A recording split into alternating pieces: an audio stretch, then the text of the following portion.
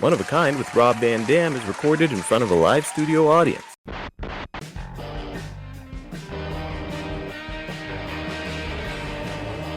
Van Dam!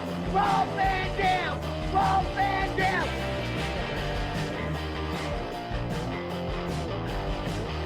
I'm Rob Van Dam. The whole show.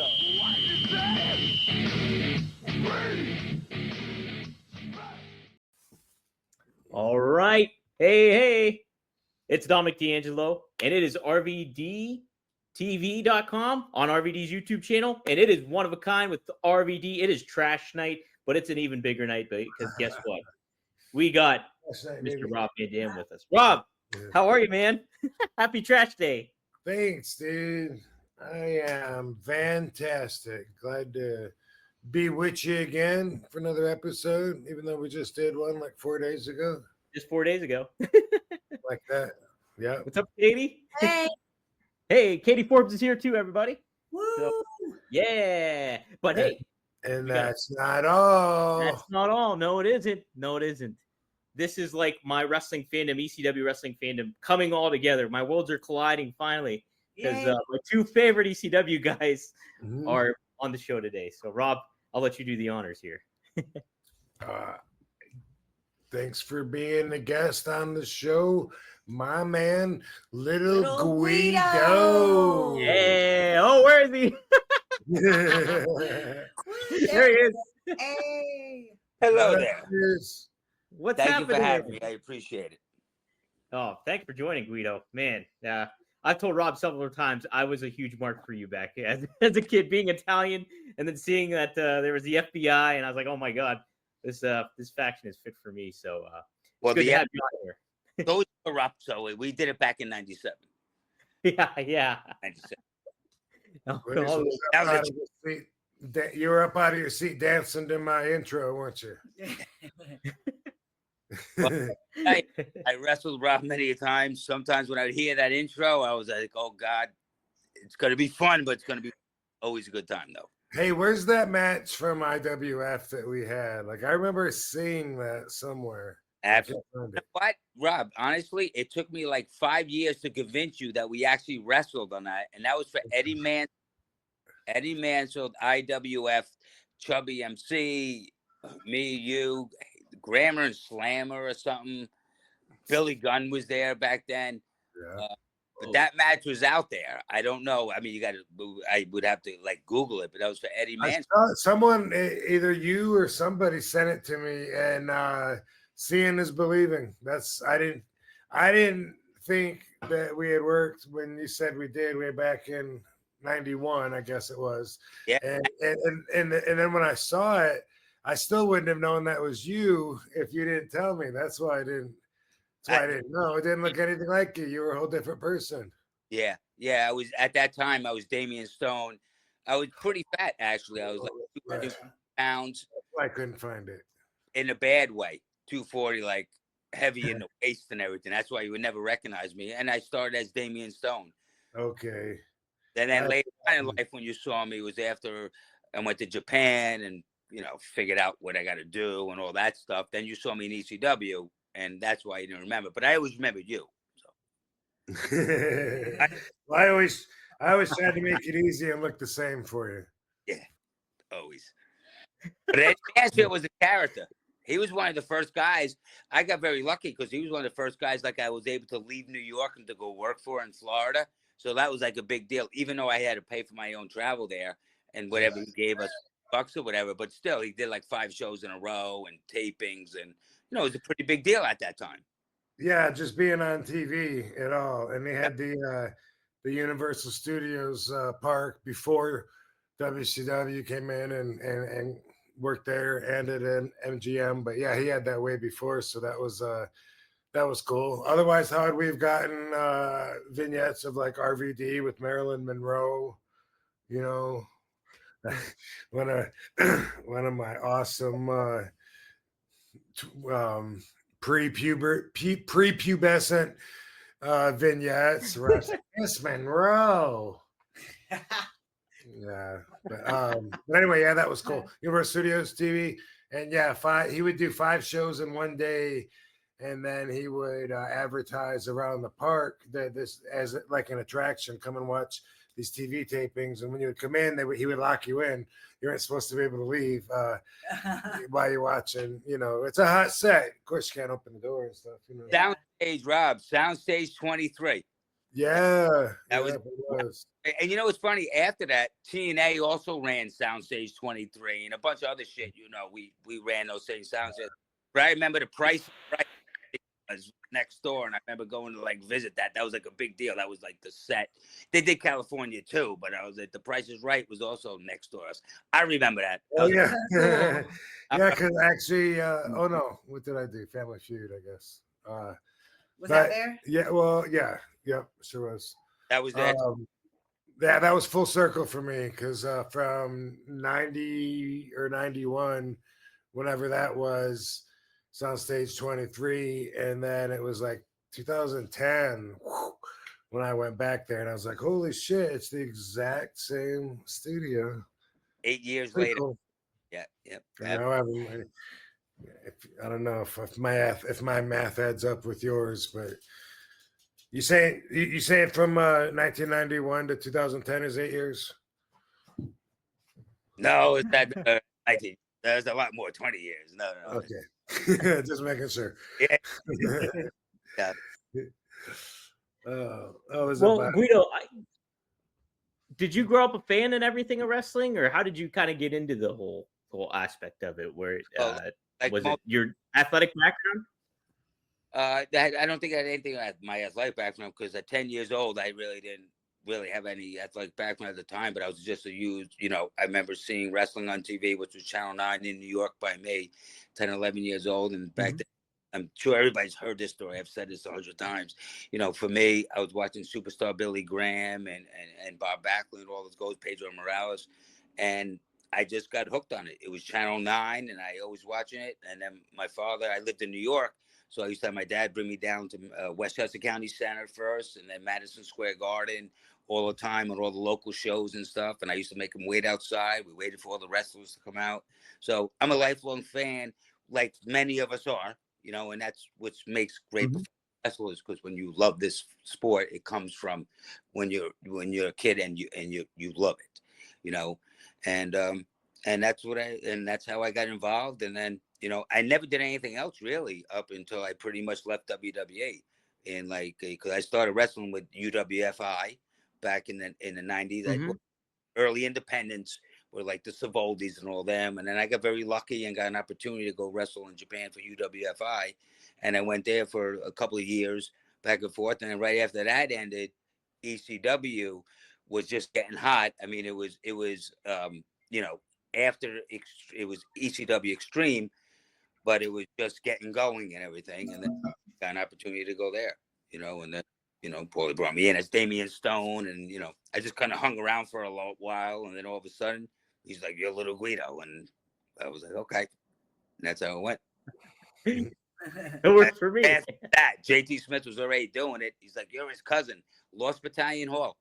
That's when we debuted. I debuted as his cousin. That's the same day that Dudley's debuted too. And they came out and beat the shit out of me and JT with chairs and shit.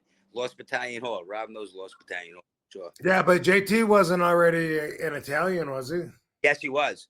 He was already the first one. JT. Everybody always says Little Guido started the FBI, and I've said this. Little Guido did not start the FBI. JT Smith was the first Italian, and he introduced me in Lost Battalion Hall, which I was just saying. And that's when the Dudleys debuted. They beat the shit out of us with chairs, and I was his cousin. He got hit in the head with a frying pan. He thought he was Italian. I came out as Damian Stone. Joe Gertner at that time, it's all on, you could Google it. It's all over the place. Introduced me as Damian Stone, known now as Little Guido, JT Smith's cousin. And that's how the FBI was born, me and JT.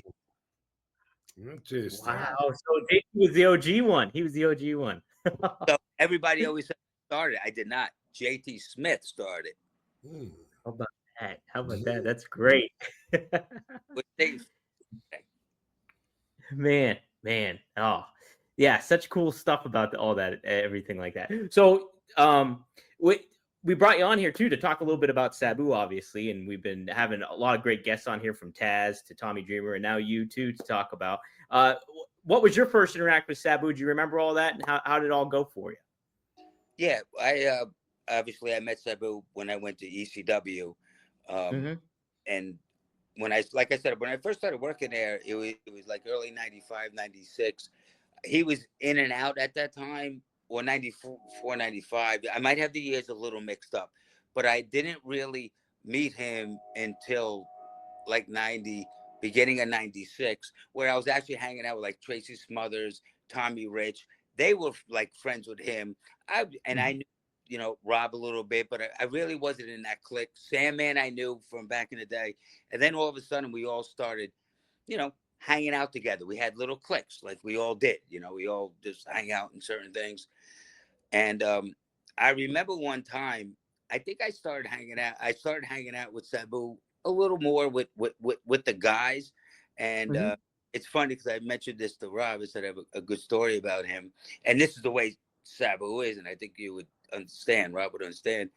But one time he came up to me when I started traveling with the guys, and this is before they went to Bago, but we started going to Sandman's van and all that kind of stuff. We weren't at that level yet with the Bago. And I started getting, you know, meeting these guys, getting involved. And I remember Sabu came up. It was the ECW arena. And he came up to me one time and he's like, you know, he goes, I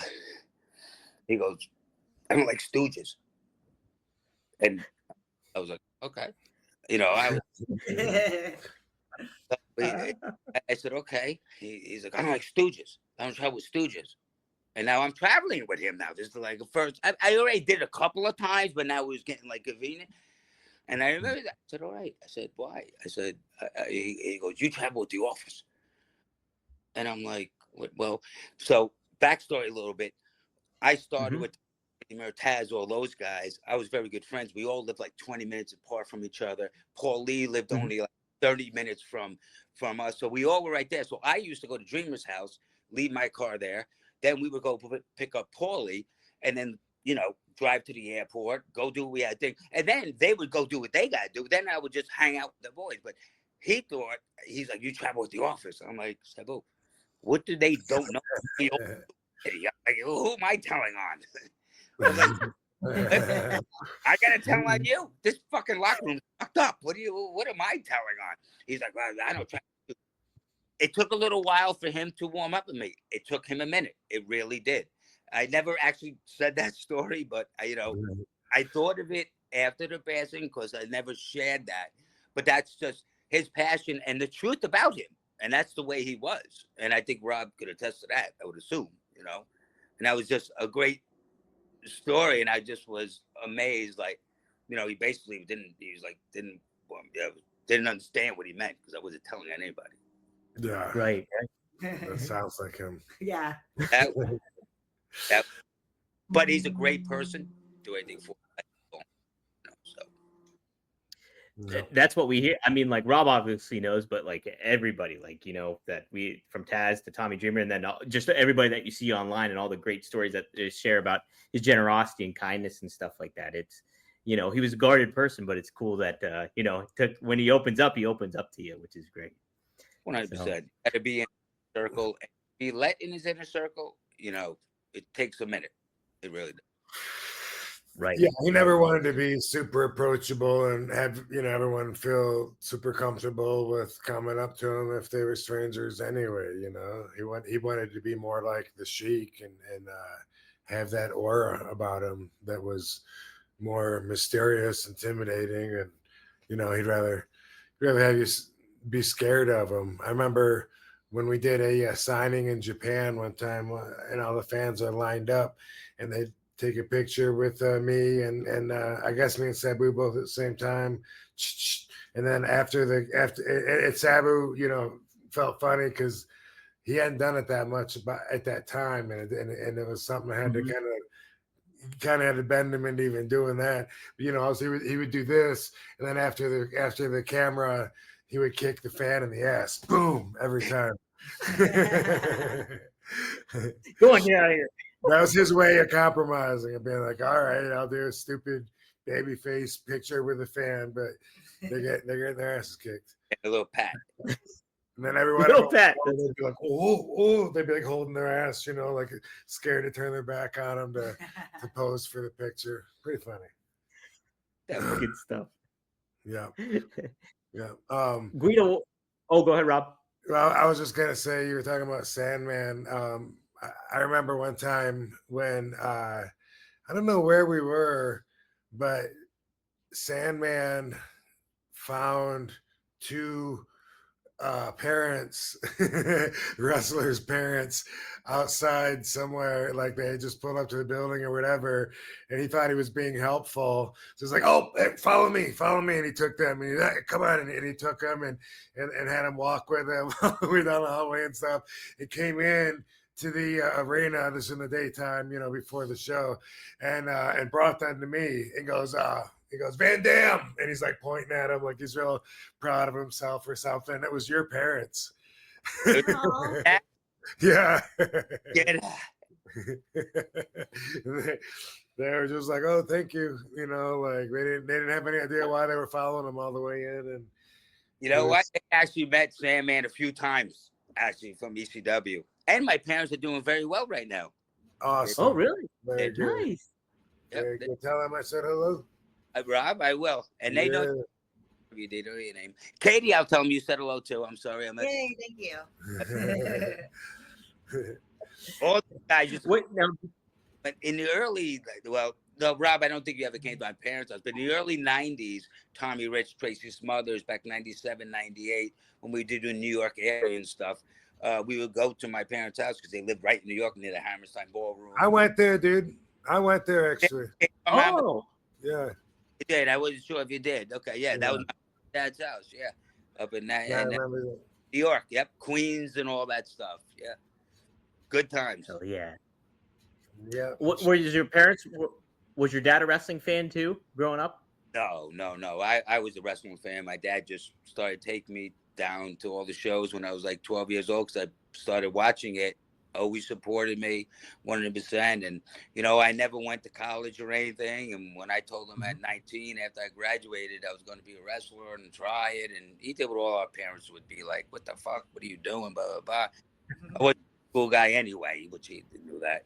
And, obviously things worked out for me. I was very lucky. It takes, your talent has a lot to do with this business, and Ron and Katie would say it, but it takes your connections to put your talent in front of the right people to show what you got to do sometimes. So, it takes, it's not just your talent, it's sometimes who you know and how it works. Absolutely, yeah. It's a balance of all that. Weren't you wrestling for UWF when Gary Albbright was there in Japan? Yeah. I wrestled there many times with Gary Albbright when he was wrestling Vader, and him and Vader had a shoot one time. This is like 1994 on one of those VHS tapes because we used to get the VHS tapes. And then I was also there when Gary Albbright shot with Tamara. That was a big one. We all were at the curtain. Because UWF at the time was a shoot, but it wasn't. Right. Mm-hmm. It was a work. It was a shoot work. It was a shoot work to the end. Don't get me wrong. If I was supposed to go over, this guy will beat the shit out of me and put me over if I didn't fight back. So that's what made it look more like a shoot, because you are fighting, and then at the end, everybody's going to do the right thing. That's the difference. It was different than special. That and K1 were, like different than the pro wrestling companies in that way over there. K1 came across like a kickboxing match, like a shoot. Total shoot. Pancreas at that time, Rob. Yeah, Pancreas too. That's Ken Shamrock. So UWFI and Pancreas was around the same time. But Wow. I was really I was a work shooter. I got trained by Billy Robinson. I did shoot matches as far as practice wise mostly, but otherwise when we went to UWFI, it was a work to the end, and then you took the fall and did what you had to do. Right. But so I was a couple of times, Gary was a tough motherfucker, and sometimes he didn't want to do what the office wanted. And I remember him and Tamara shooting, and a couple of other ones too. Vader shooting too, and I was very young at the time, and I'm like, oh my god, what the hell's going on here? I'm like, I was just wrestling on Universal Studios for Eddie Mansfield, and now I'm fucking watching these maniacs do this shit. I'm like, this it's like it was. It all happened that fast for me at that time. Yeah, and Gary was like a national. I don't know if he was a national champion or what was he? I think it was NCAA wrestling champion. Okay, yeah. So he knew what he was doing. You know, Gary. Then you know what? He's always good to you, but like in Japan, when you would go out, he would want to fight. Never really me, but everybody in the group. You know, so nobody really wanted to go out. You know, Gary was a partier, and I mean, Rob.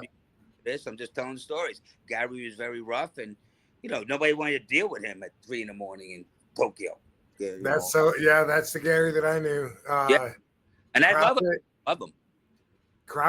Danny Croffett was close with him and gave him the nickname Hyde, like Jekyll and Hyde. Yeah, because we go out to Hard Rock, he'd be in a good mood and everything. After a few drinks, he's like, "Come on, pussy boy," you know, on his knees trying to get people to fight him. 100% Hyde. I know Hyde. Yeah. Yes, sir. So, one time coming out, do you remember Jim Steele, Jungle Jim Steele? Jim Rosa? Jim, Florida, right? Was he? Yeah, yeah, big 280-pound dude. He was in Japan. He had a hood for a while, like Wolf, I think, or Thunder Wolf, some shit. And he was, Jungle Jim Steele in WCW. Anyway, good dude, big dude. He was part of that time when we for Eddie Mansfield and all. You know, when I was on in Florida, there when I wrestled you. And anyway, I remember one time in Japan because we were both there for All Japan, coming out of Hard Rock Cafe in Roppongi, and everyone was fine. Everyone was fine, and it would just happen that quick.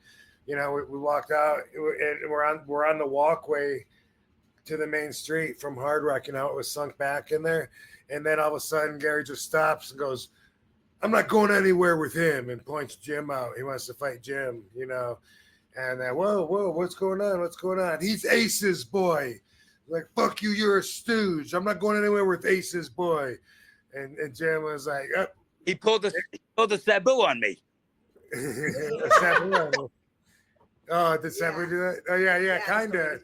Yeah, except for he was, I mean, Sabu was probably joking. No, that was aggressive. I don't know if Sabu was joking or not. It's hard to say because I wasn't there, but Gary definitely was. And he smacked him across his face. Smack, you know, and Jim, just big bodybuilder dude, huge dude, and he was just like, Gary, I like you and I like Johnny. Like, what's the problem? I'm not a fighter, dude. I don't want to fight you. And he did that. He did that to me actually, like one time, and I just rolled my eyes. I'm not getting in the cab with Van Dam. I think he said the same thing. He's Ace's boy because he saw me talking to Johnny, and that was a death sentence for him. And it was just me, him, and Croffett. And the sun was already up. We'd already missed the trains to go back to the hotel. And it was like, get in this cab or we're not going to go. And then he'd be, no, I'm not getting in there. But all right, we just shut the door. Let's try the next one. And I just rolled it off because I didn't feel like he was going to, you know, go there with me because, you know, I felt like he liked me, but he was in that mood though. Yeah. You say everything that I knew, but I can't say the same. No change in the mood if he's in that mood, you know. Yeah. I hated being out late with him. Not that I was many times, but late night isn't that good. Yeah. He never really picked on me. I was a lot smaller than him. He was beating everybody bigger up than me. Yeah. Now, he turned on me a few times now that I think about it. Me and Mike Lazansky on his first trip, he was mad at us. He was mad at us. Oh, what's that, bro? Your voice, your audio. No, I said, love Mike. God bless Mike. Oh, yeah. Well, one time in Japan, met with Mike or what's his name? Gary turned on us because we were pretty boys, and he was trying to get with some girl that didn't want to get with him, and so he was mad and wanted, you know, fucking shit on these pretty boys. You know?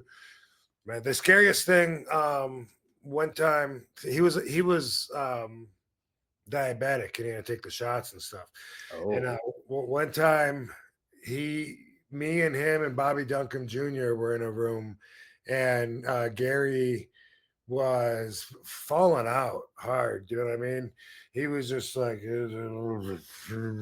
was like being non-responsive and talking a little bit of gibberish, and then he just like laid out, like fucking took a bump and on the bed or something, and Bobby was like, we got to give him a shot, Van Dam. I was going, whoa, are you sure? Because I'm like, I have no idea what the fuck to do. Like, what if you give him a shot and it kills him or something? You know? Yeah, Like, right. I don't know nothing about that shit. And Bobby's like, no, trust me. Where's your insulin? Where's his insulin? And he went through, and he found it. And then and he's like, he's Bobby Duncan Jr. Man, all these guys are dead. But he pulls Gary's pants down, so his ass is there, and he's got the needle. And Dill Wilkes walks in, another dead brother. Patriot walks in, and he sees Bobby with the needle and the ass hanging out, and stuff. And he came in eating chips or something. And he was like, "Oh hell no!" And just turned around, just walked right out of the room, shut the door, like I wasn't here. And he gave him the shot, and it didn't kill him. Good. Oh. Bring him back to life. Not right away, gave him a shot, and me and Bobby ended up leaving because Gary was saying that he was feeling better and that he needed a while or something. But I was not gonna make that call. I had no idea, Yeah. I don't even know if you inject the diabetic stuff into somebody's ass. I don't know where it goes. I don't even know. Yeah, I wouldn't have been. Now we're at Bobby Duncan Jr. and somebody can fact check me. But you know what's funny? You guys remember John Edwards? I don't. I mean, I know the median that talks to spirits. What? Oh, okay. I know the story. You know the story. So Yeah. I didn't know until the end when the wife. So, okay. So you know what I'm talking about. So I couldn't believe that, they were telling this story about this guy, never said who he was. Then at the end, they revealed this was Bobby Duncan Jr., professional wrestler and this and that. And I was like, holy shit, that's Bob. Which obviously, Rob, you know what I'm talking about. Well, I mean, I think because his wife and his daughter were at a John Edwards seminar. They happened to be at a hotel where this was going on, and they happened to go in there and watch. And he was talking about. He went to them and talked to them. Yeah, but I don't think he named them though. They just. I watched. Not even knowing it was him until they said it was him. Like, wow, story, and then they said Bobby. I'm like, holy shit, that's. Are you there? Yep. You were there. Say again. You were there. I wasn't there. I watched it on TV. It's not live. But John Edwards would come on every week on TV. They're always taped shows. So one episode I was watching, that his death was on, but I didn't know the whole way through until at the end when they say this was Bobby. He was a professional wrestler. Was that his wife that said? Yeah. Okay. Gave the whole spiel at the end. I didn't even know who they were talking about in the beginning because he comes to you. So he ended up coming to her and saying this and saying that, but never brought up professional wrestling. But he mentioned something. We would have to go back and watch it, honestly. This is many years ago.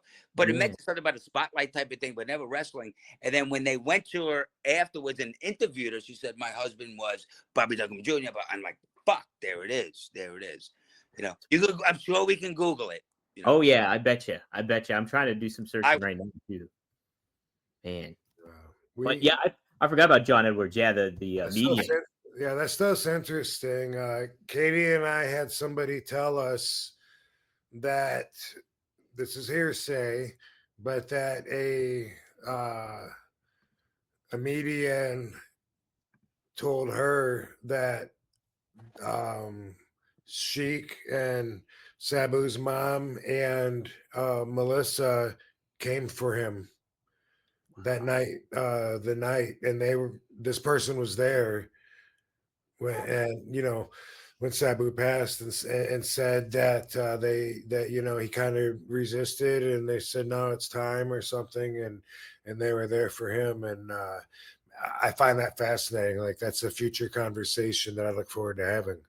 Wow, yeah. believe in that stuff. I I honestly do too. afterlife. I believe there's a light and everything like that, and I actually believe that. I always have, and that's why I watch like John Edwards and stuff, because I would go there and sit there. People are like, "Oh, how does this guy know what you're saying?" When they do it to people that you know close, you understand. And even me watching that, and I did like minor ones, never like John Edwards. I did some bullshit ones around, and I've done that before, you know. And they come close, and I'm like, how do these people do it? I'm a believer. You know, I could be bad, but I'm a believer. Yeah, it's pretty amazing. Pretty fucking amazing to watch the ones that are on TV that are so talented. Even that little Macaulay Culkin looking, yeah, Tyler, dude, like he's so good. I always feel like when I'm watching that show, like if you got a median with you that's opening up some kind of door to the other side, and you can talk to lost loved ones, why do the people use that time to cut him off and interrupt and to share their stories and shit? I would be like, dude, if I only got 30 minutes with you, I want you to fucking no shutting your mouth. Keep talking. What else you got? You know what I mean? Yeah. They'll be like, this guy is saying, you know, I don't know. He's saying he keeps doing this, which means that maybe did you go fishing with him when you were a kid? They'll be like, oh my God. And they'll take 10 minutes, you know, and this dude's leaving. He's on the clock, you know, and they'll be like, oh my God. Yes. We used to go down to the river, like from about when I was 3 till I was 15. That was like a real big, important part of my life, you know, and my dad used to take me, you know, I'd be like, dude, fucking what else you got? I'll tell you, know, don't even go. What else? Who else is there? All Give right. me all the info. Who else is in line? Who else is in line? Yeah. Yeah. Sabu there? Is Sheik there? Is Louis there? Is my dad there? You know, who else? Who else? Come on. Instead, they're like, oh my God, that makes so much sense. You're right. I carry this thing because shut the fuck up. Hey, booyaka. It's Dominic D'Angelo. Want to talk to you guys a little bit about Vaia. Vaia is one of our favorite sponsors here at One of a Kind with RVD. And man, do I love their product. It is such a cool product. And it's adaptable for everybody that is looking to kind of chill out or energize themselves a little bit with a little bit of THC or a little bit of CBD. Now, I kind of like to mix it up a little bit. My favorite I always go with here is the THC. It is the Elevate. I am a novice when it comes to some of the gummy related stuff, but I do enjoy cutting them in half, and it's perfect for me. I get what I need out of it. I get the focus, and I get the little boost of the THC kicking in too for you. But I also enjoy the CBD version of that one as well. It is the Flow State. I'm a huge fan of Flow State too, and that can just get you zoned in and ready to go if you got some work to do or anything like that. But Vaia does have plenty of other options too. They have the Revive. They have plenty of other cool options that help you in certain manners. If you want to relax, chill out, they have that for you too, both in CBD and in THC version. So if you haven't tried them yet, you are seriously missing out. Whether you need to unwind, refocus, or boost your mood, Vaia is here to enhance your every day and night. Trusted by over 500,000 customers, Vaia is changing the game in natural wellness, blending powerful, high-quality hemp-derived ingredients to deliver real, effect-driven benefits. Whether you're looking for just sleep better, have better libido, improve focus, recover, or simply relax, Vaia is a tailored solution just for you. With products ranging from 0 to high cannabinoid levels, Vaia lets you fully customize your experience to fit your needs. Whether you're looking for support of your daily wellness routine, enhanced focus and clarity, or unwind with deep relaxation, Vaia has you covered. From their award-winning effect-forward gummies to calming down, every Vaia product is thoughtfully crafted, made with organic, lab-tested hemp sourced from trusted, independent, American-owned farms. And the best part, Vaia is legal. Legally ships across the U.S. of A. Discreet and direct to your door. No medical card required. And backed by a worry-free guarantee. Not sure where to start? Take Vaia's Product Finder quiz and get personalized recommendations tailored to your needs. It can take you less than 60 seconds to complete. So, if you're 21 or plus, treat yourself to 15% off and get a free gift with your first order using our exclusive code RVD at viahemp.com. Plus, enjoy free shipping on orders over $100.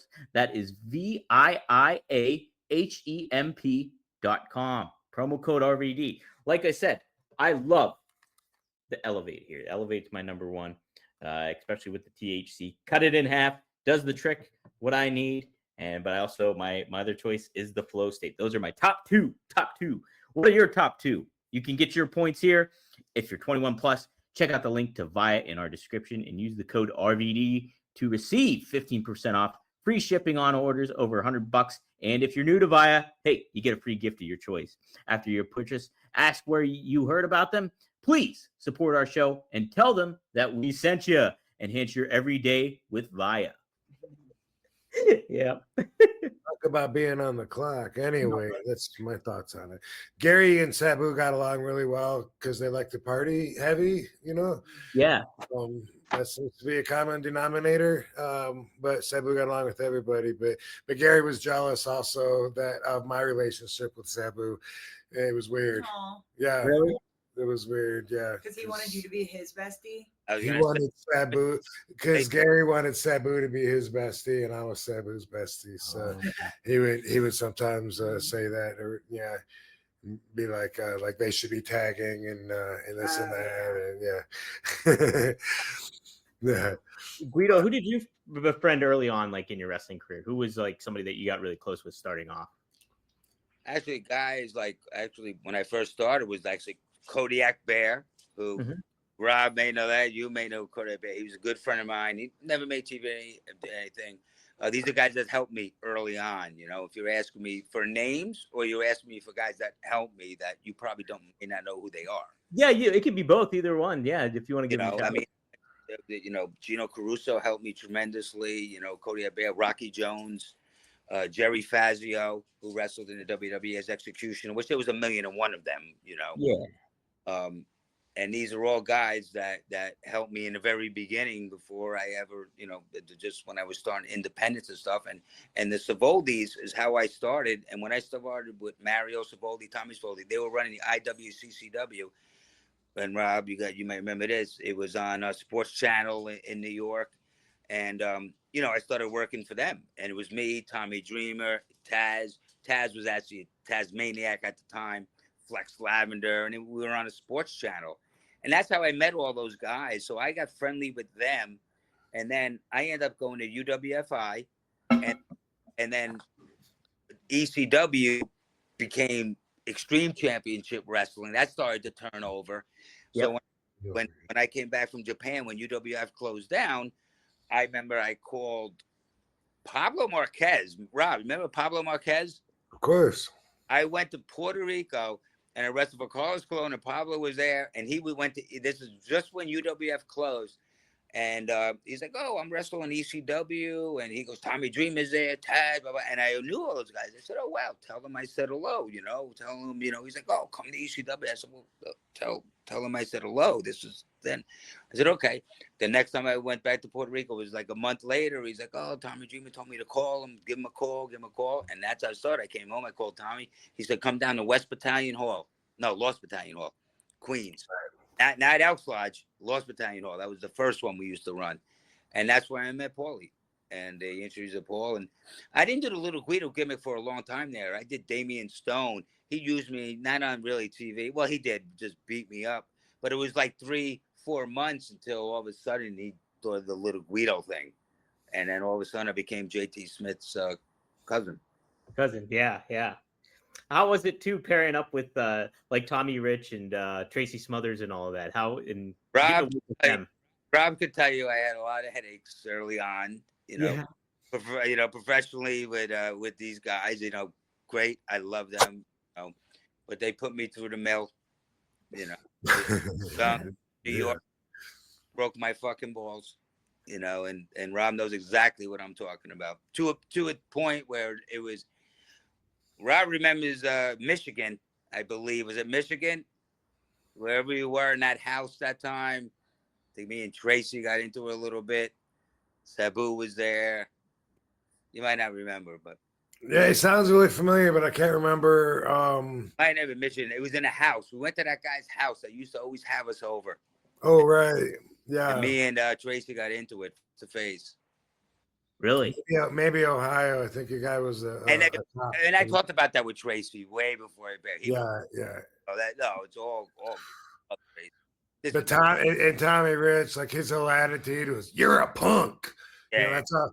Like, You know what? Because I was a New Yorker, they fucking fucked with me all the time. So I had it miserable because I was a New Yorker. They came from the South, and it was like, and that was their thing. And back then, that was a big thing. The rib, that was a big thing. Like Rob, you know what I'm talking about. And yeah. they rode me. They rode me at the end. Sometimes you would get hot. My favorite was when you wanted to fight Nicole Bass over that chicken sandwich. Remember that in the fight me. I didn't fight her. She came to the room, wanted to beat me, fight me. Because of the chicken sandwich. Fight me. I didn't want to fight her. Is that the way it went? I thought she ate your chicken sandwich and you wanted to fight her. I ate hers, and she. Oh, Oh my God. Yeah, that's how that went. but I remember you were like, "I don't care. I'll fight her." You know. Yeah. That was fun. That was was fun. fun. That was not the Travel Lodge. That was the Holiday Inn. Oh, okay. Yeah, I remember actually at the ECW arena, the drama that was carrying over there. You know, like the sandwich disappearing might have been a Travel Lodge, but I remember the drama made it to the TV. You know, where you were still hot at each other, and you're like, "I don't care, I'll fight her." You know, she's, you know, Because she wouldn't let it go. I'm like, she's a big dude. she was. Another one that is passed on, by the way. Yeah. She died? I don't know. Do you know how she died? Let me look it up. Yeah, Is Nicole, that- Bob. She's go out with Bob. Oh, she passed away in 2017. She was 52 years old. Yeah. Bob Food. Yeah, Bob. She was married to till 2013. Yeah. Does it say how she passed?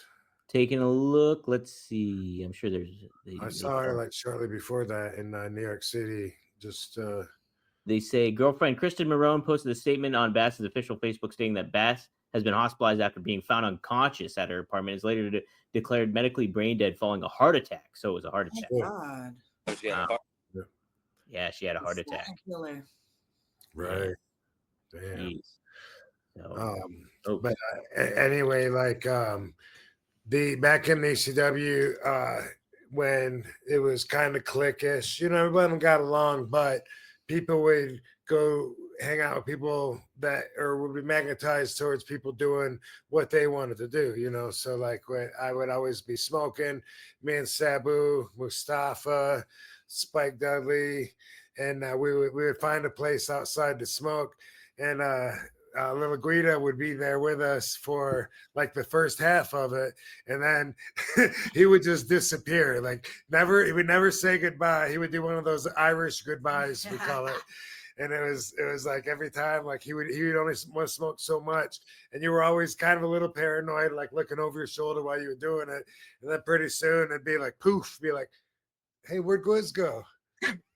Well, you got like an hour, 45 minutes. I'm like, these guys. Yeah, true. We'd be out there all day. I'm like, what are you kidding me? That's true. Even college, I remember that. That's what he was talking about too. yeah. Well, Nick, come say hello. Hey, what's up? What's going on? Hey, Hey. How are you? what's up, Nick? Hey, I carried you when you were a yeah. little baby. Look at that. The BWO shirt too representing. Heck yeah. I remember carrying Nicholas when he was a baby in the baby carrier. But it was on steps. Like you had one side and I had one side, and I was like so scared because I was like totally uncomfortable with babies, and I was just like, oh my god, what if I drop this? Like, what if it slips? And I was just like trying so hard, like with every step, you know, to put my all into it. But, yeah. Now he's a grown man. yeah, look at him. One day you'll be a great father. One day. I don't know. Heck yeah. What Guido, when I first met you, it was at the ECW arena for a House of Hardcore show, and it was like in Philly, obviously, and stuff. So, but I wanted my picture taken with you, and it was Nick that took the picture of us. So that's pretty cool. Yeah, he took the picture of us. So pretty darn neat. Good Because- good to see him. Yeah. What's he? Is he in college or what is he doing now? Well, he's in college. This is last year of college. He goes up Oh. to. He plays football for Utica, so this is last year. He's going to college to be a teacher, and Nice. my wife got him to school. She works in the. My wife got him a job. She's works in the school. So when he's home now and stuff, he does. Can't call him a substitute because he's in college. He's like a teacher's aide, teacher's assistant. You know, he don't have that title. Yeah. But it's like whatever, a few bucks an hour, and it works, you know. And you know, it's also good for his resume. So, because he wants to be a gym teacher, what's better job? You show up in shorts and a fucking t-shirt. Yeah. Yeah. Great. Just Yeah. as much money as a science teacher, but you show up in shorts. That's it. Yeah. That's great.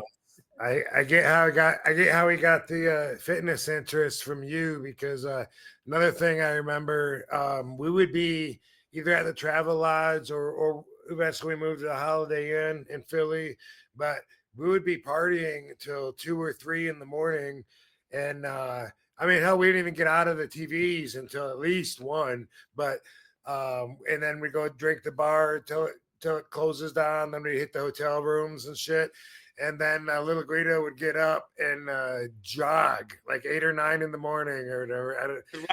Philadelphia, run around the Holiday shit. That was a fucking thought. I don't know what the fuck. And you stayed like so lean and shredded too, doing that. It was crazy. That was, you know why? I was drinking and stuff, and I was so into working out. I was like, crazy days. Good times, though. Yeah. How was it, Guido, for you to kind of like legitimately like be a credible wrestler in the ring, but also balance the like comedy aspect of that all? Was that a challenge for you to kind of embrace some of the comedic stuff, or did that kind of come to you naturally in certain ways? No, I did. You know what? I never had to work on it. My deal was this would happen, like we talked about earlier. I did UWFI. When I did the shoot wrestling and all that shit, which was legit fighting. When I ECW, Taz was doing that shit.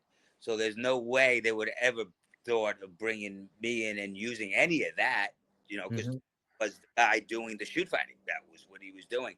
And that's why, you know, Paulie used me as Damian Stone for, you know, a few months. And then all of a sudden he ended up putting me in the comedy stable. But that was my position at that time. You know, I mean, I didn't care. That was the spot. And then I did that for many years and stuff. And then they got and then Tracy and Tommy came along and all that stuff. And then when they got rid of them, they made me a singles guy for a little while, and it got a little serious, you know. And I started doing Super Crazy as Jerry and all them as like a one-on-one competitor, and that was kind of towards, unfortunately, when ECW was coming to a close, you know. Right. So that's how they eased it up. But I you know what? The comedy stable is longevity. You know, thank God. When I went to WWE, think about it. When I went to WWE, they hooked me up with Johnny Stamboli and Chuck Palumbo.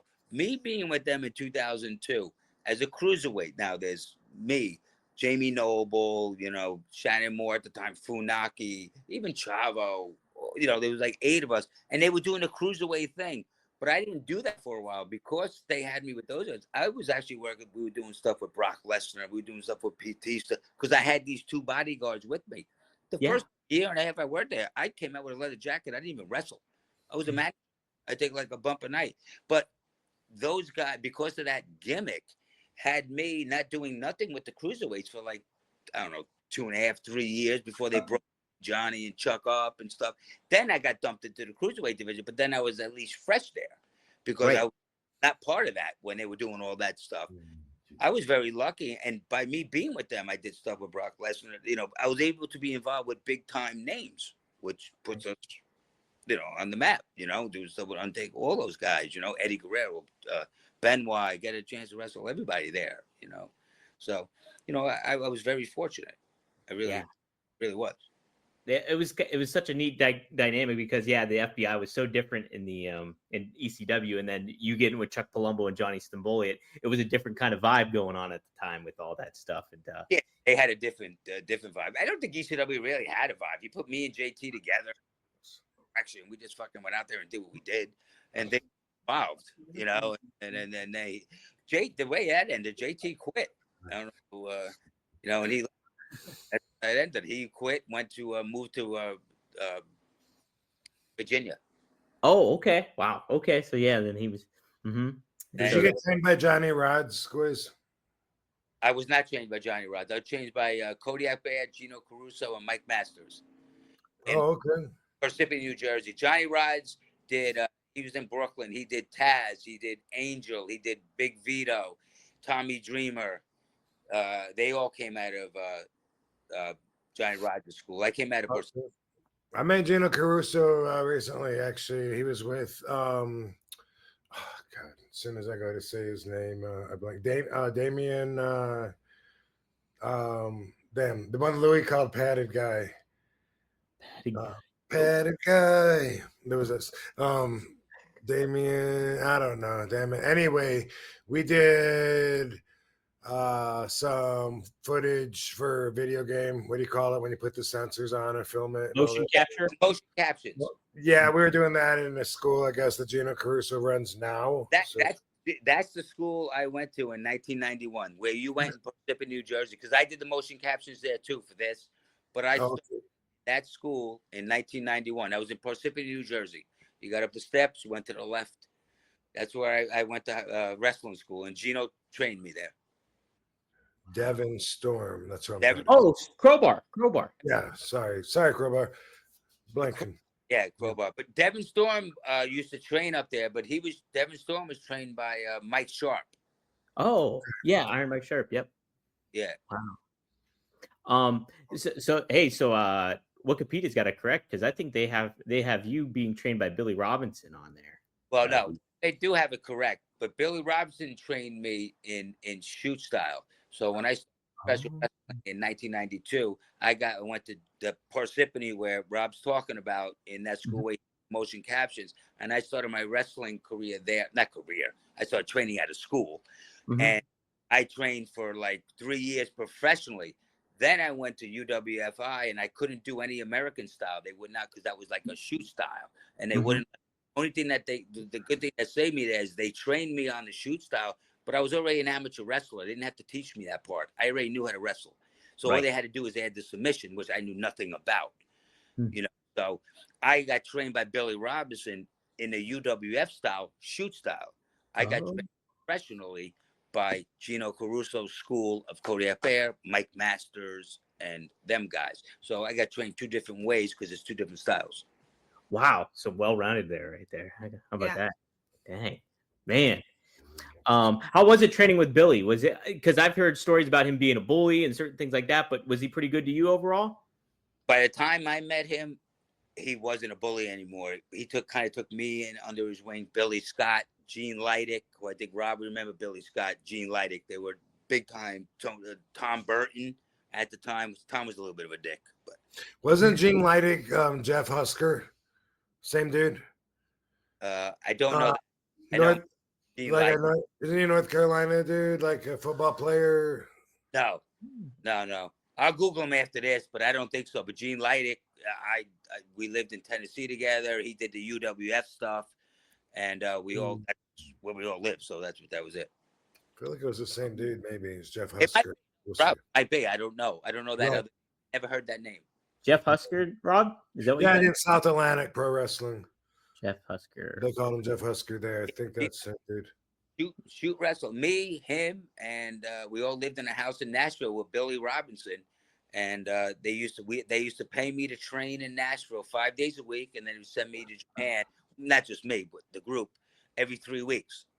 And we did that, and they paid us to train, and then paid us when we went to Japan. And it was a full-time job. We had yeah, if it's the same dude, I stayed in a house with him in Charlotte, only for like 2 weeks. But him and Tommy Angel, what's the German dude? Those guys, they're listening to this, and I'm blanking on their names. Anyway, what's that? No, not real German. I don't know. You didn't see that? You didn't find under Gene Leidick or under Jeff Husker? No, I looked at Jeff Husker. All I'm seeing is like UWF stuff, and it is South Atlantic you were talking about. South Atlantic, and they just have a little statistic. UWFI. I think it's the same dude. Yeah, might be. Yeah, nice guy, thick, I think he used to wear glasses, like blonde hair or whatever. If that's, but yeah, they, man, I was so young, and I was in South Atlantic after USWA, and him and Tommy Angel were like, "Well, we got someone that's leaving. Got a room empty if you need somewhere to stay." And I was just so young and awkward, like I don't even know if I thanked them. I was staying there for a minute, and they were just like, "Hey, you mind like grabbing dishes or something?" I didn't even know how to do dishes. I was like, "Oh my god." it was so awkward. You could grab them. You didn't know what to do after that. Yeah, yeah, that's it. You grab them. I could find them. Yeah. They wanted you to start helping out. Yeah, they wanted me to help out. They were. I don't think they were charging me, or they were going to start charging me, and I was like, "I don't think I'm staying." And I quit and went back home. What was it when we used to stay in Boston at that and we used to like run under the fence? Yeah, Cheese yeah. We called it it was called the Town Line Inn, but and that hotel. That's the hotel. yeah, but the boys called it the White Line Inn because so much cocaine was done there. Oh yeah, my yeah. It was. Yeah, we used to cross the 93 or whatever that highway. 90, we're all fucked up running across this street like idiots. Yeah, it's amazing that we all made it. So many times, be like, I don't know if Sam is gonna make it or Sabu or whoever. Like, we had to run across the lanes, and then there was a meeting, and Again. you had to step up over a pylon, Yep. and then go down under a fence and up the other side of the pylon, and then run across those lanes. And it was like, we were all fucked up. So It's like Frogger. those are the Soma days. To That's get it what God all to get a roast beef sandwich. We barely ate anyway. Yeah. Yeah. Fun times. We got some super chats here. Frankie Chorizo, thanks for the $5. He says, question for both guys. How did it go the first time you did have a conversation with Paulie? Also, any travel lodge stories? Your first conversation with Paulie, do you remember Guido at all? Or was it the Damian Stone thing where he was? Well, the funny thing is, the first thing that conversation I had is one time I went to Lost Battalion tour when Dreamer told me to come down and meet him, and I introduced myself and I said my name is Damian Stone, and the first thing he goes, I know who you are, and he shook my hand, and I didn't work that night, but that was the first time I actually like met him, and again, this was like it was Lost Battalion Hall, and I didn't work that night, but that was pretty much the first time. I didn't know he knew who I was, but Paulie knew the sheets. But Damian Stone, like there was no, I was never on TV, but Paul knows everything, so who knows? And you know what? He probably had no clue who I was, but he told me. Yeah. So right. That's what he said. How about that? Rob, do you remember your first time meeting Paul? Well, I remember the first time talking to him, I was on the phone, and Sabu had been pressing him for a long time to make this call. And when he finally called me to book me, because Sabu was trying to get me up there in ECW, Paul wanted me to come up there that weekend in Philly and do TV. And he wanted me to put Mikey Whipwreck over. And, I was wrestling at the time for All Japan, making at least $3,000 a week. I think I was making more than that. Wow. He wanted me to come up for $150 and put Mikey Whipwreck over. And I was like, I'm good, bro. I'm all right. Thank you. And then Sabu was pissed. He goes, he what? And then, he called back. Might have been a week later or whatever. And then booked me to wrestle Axel Rotten, which I did do. A lot of people remember seeing that. And got the price upped, and RVD went over. And that was my introduction to ECW. Was that match with Axel Rotten in Philly. And on that same weekend, I did the very last show of the Lost Battalion Hall, which Guido's talking about. It was the last time ECW was there, and they went to the Queen's Elks Lodge from that point on. Oh, okay. Wow. Yep. I mean, Chris Jericho, I guess we wrestled each other. We might have been in a tag team. I don't know, but we worked together that night at the Lost Battalion. Same night. Might have been a tag team against the Eliminators, or we could have wrestled each other. I don't know. Was that when Brian Pillman was there? Because that was towards the last days too, at Last Battalion Halls when he invaded it. I was there and was already had already been there a few months as a heel when Pillman was there, and they had me for some reason. Well, I probably was fresh heel trying to get heat, probably, but had me wheel him out there in the wheelchair that night that he got heat with New Jack, and New Jack wanted to fight him. I remember. Okay, yes. Yeah. Oh, in real life, yes. Yeah, I guess Pillman used the N-word, Yeah. and That was New Jack didn't care for it. I remember that. Yeah. So when he was in the back, he was like wanting to fight him, and Pillman's like sitting in a chair. I think his legs were stapled like into the thing or whatever. He had that bad car accident, and it was like, yeah, I don't think this fight's gonna happen. Someone might get smacked. That's about as far as it'll go. Man. Jeez. Yeah. Yes. Travel Lodge stories. Man, I used to like no, that was a Holiday Inn. They had the bar downstairs. The Travel Lodge have a bar? They did, didn't they? Had the bars downstairs. Yep. They did. Okay, yeah, that's right. Man, that was so long ago. Yeah, that was. Well, that's when we first started going there in like 95, 96. And then we moved right over to the Holiday Inn. That was when we became stars back then. We got kicked out because we got kicked out of Travel Lodge for partying the pool, Rob. Didn't somebody drown in the Travel Lodge pool? Do you remember that? Or died on the 19th floor? Somebody died somewhere. Right. I remember Sabu saying something about a chalk outline of a body or something. Right. Jeez. The one I think it was Sabu's story. Yeah, I don't know. I don't know. I don't know. Him, I've heard. I don't know. So all I know is New Jack peed on my rat.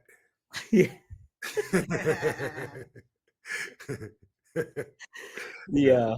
The Travel Lodge stories, it's like an ongoing thing on this show. We always do. It was circular, and man, sometimes I would do so many laps looking for my door, just keep walking around and around, like, where is it? Then we just lay down in the hallway. I've done that so many times. Over where if I knew, they're like, "Where's your room?" If I knew, I wouldn't be laying here. Yeah. All Blumini's tuning in. He says both stories are true. I think if he might be referring to the Pillman story, maybe. Oh, Meanie's on Gwiz. Meanie's on. Shout out to Meanie. And his son's wearing his shirt. Yeah. Oh, that's right. Yeah. I don't know if Meanie saw that, but yeah. He loves that shirt. Classic. It's a classic. I forgot already. Oh yeah. Well, both stories are true. About someone died in the pool then, and a draw and a knockout line maybe. God, dude, it was a shithole. I don't really remember like how shitty it was. I remember like I was at that point in my career where we were still expected to partner up, you know. Yeah, which you did a lot, I think, later anyway, because by your choice or whatever. But Paul would book me with somebody I don't even know. That's how I met Mustafa. That's how I met Lance Storm. Wow. Yeah. Was Lance Storm like, please don't smoke weed in the room? You and Storm are opposite. I could not see you with him. But remember we used to do the promos on the 17th floor? Do you remember that? We used to Travel Lodge. Yeah. After the show, super late. Yeah. 17th floor, 16th floor, whatever it was. We used to fucking probably run to 5 a.m. Yeah. Paul told me just stop by sometime and just watch what we do because I didn't want anything to do with doing a promo. Just stop by. We're on there, all night. Just watch what we do. I'm not going to force you or anything. And went up there one time to check it out, and then eventually started talking and then got comfortable with it, especially working off of Fonzie or Sabu. But at first though, like I was like, can I just, do my shit in the ring and, let the other people that like that part of wrestling talk smack. And look at how you ended up. You're pretty good. You're pretty good. Not in the ring. I'm talking about speaking. I just know what I'm talking about. Did you like doing promos, Guido? You know what? To this day I hate doing promos. What I like doing is skits. Yeah. shit like with all my partners and stuff and play off each other. Where's my pizza? Yeah. Classic. I want to go out there and say, Rob Van Dam, I hate you. Well, I'm gonna kick your ass on the 31st or whatever. I rather do skits. I like skits. And then the good thing about the FBI is we used to do a lot of skits, and sometimes they get you over. You know, Yeah. So funny. You know, I hated those. So promos I liked as far as skits, I guess. That was my stuff. Well, you mentioned working with Brock Lesnar, and I remember it was like last week I saw the clip of you backstage with him, and you slap him, and then he chases you, and then Chuck and Johnny, I think, pull up a forklift and jam him into the door or something like that. Well, yeah. Well, first of all, if you watch that, what you did, your forklift broke the wall. Vince had to pay for that wall because Johnny did not know Chuck Palumbo. It was me, Johnny, and Chuck. Chuck was driving the high-low, and when he hit the wall, he drove through it. So they had to pay for that because it wrecked the back room, whatever it was. Oh, shit. I was wondering about that. That's funny. Again, thank God for those guys. I was able to be on TV with guys like Brock Lesnar and stuff like that, and smack him in. I challenged him first. I was a cruiserweight champion, right? I think, right? That's what it was. You might have been at the time. Mm-hmm. Poked him and slapped. And then it led to like mini matches, but you know, I don't care if it's 4 minutes. It's fucking good for me. Yeah, Rob didn't say that, but I'm good with 4 minutes for Brock Lesnar. Pretty good. Rob, how did you like work with Brock? I liked it because he was so physically gifted. You know, that's what I remember. He was like, and so strong, and so physically gifted. The first time I wrestled him in that the tournament where I ended up wrestling Jericho too, it's something that's been played a lot. King of the Ring tournament. King of the Ring, yep. Yeah, like I hadn't really watched them or whatever, you know, and so when we were out there, it was just the chemistry of us being able to work together. I didn't know. I remember I didn't know what the F5 was, and he was trying to explain it to me, and he was like, you know, like I'll have your, don't worry about it, I got you. and I was like, man, you know, I've heard that a few times. People don't realize I'm 235 pounds. You know, I'm usually heavier than I expect, and you know, let's see what this guy's got, you know, what he's talking about. And when I was out there, it felt like he was the Incredible Hulk, you know. I felt like he was strong enough to throw me around like a rag doll. He's right. He didn't need my help. I didn't need to know what he was doing. That's great. Honestly, I like to know because even though just knowing where you're going, you help. Now you realize you're helping them, but you know where to go instead of not knowing where to go. So I'd rather know where to go. But yes, he probably put you right where you. That makes sense. Yeah. Guido, you like working with him too? Was he easy to work with in the ring and everything? I worked with him, you know, a couple of times, and not like matches with. Sure. Yeah. 6-man tag, a couple of with that. Okay. Is his audio going out? I think your audio is going out, Guido, a little bit here and there. We're having sometimes you're breaking in and out, I think. You guys are too. I hear you breaking in and out. Oh, really? You're breaking it. Oh, you're breaking it. You're breaking. Not you. Rob is too. So every once in a while, I see it flicker. Oh, okay. Do you want to try exiting out and coming back in? Maybe that might help it. See if that works. Sounds like a lot of work. It does sound like a lot of work. When I think Raw. Oh, look at that. Damn, look at that. Papers for sending me this big doobie.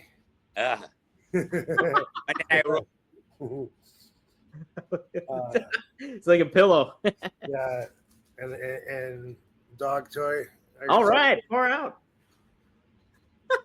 This would be big if I didn't have the other one, but they send me cool stuff, and I just want to say thanks. Raw papers are the best. I can't smoke white papers ever after being introduced to Raw. Now, whenever I smoke white papers, I just taste the paper. So if you haven't tried unbleached natural, raw, whether they're the organics or the classics.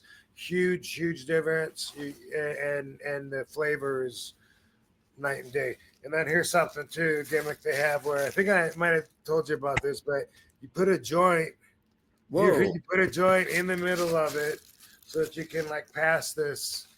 Oh, it's like a frisbee to your stoner buddy on the beach.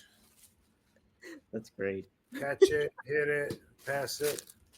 Quiz. I'm looking at it, yeah. No, Yeah, I like it. can you really do that? I thought you were fucking Yeah. around. No, this guy, the owner of Raw, if you don't follow him on Instagram, I recommend it.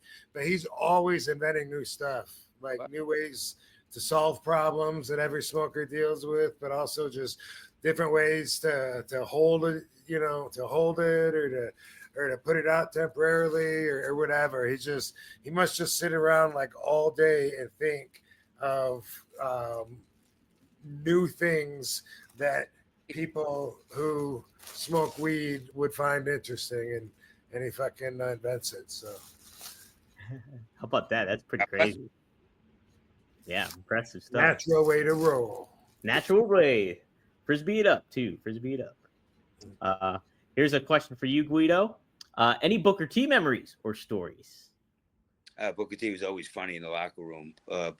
Nothing. Just always listening to commentary matches. I think Raga tested out. You're sitting at the monitor. He would like, as the action's going on, what he pretty much does now on NXT. We used to listen to back in the dressing room. Big Bob Holly coming at you over here. Big Bob. But he likes to pop himself. Saying it. He likes to pop himself, doesn't he? But he popped me. I don't know if he popped you. I thought he was very funny, But no, I don't have any. I never really, I didn't really travel around with him and stuff. But funny guy, So that's pretty neat. I didn't know he was just backstage, like goofing around like that. I wonder, do you think that's kind of helped him with the commentary stuff, getting into the commentary aspect? Totally, that's what I heard. Then he would do it in the back to a T, exactly what he did on NXT. He was doing that in 2005. That's but crazy.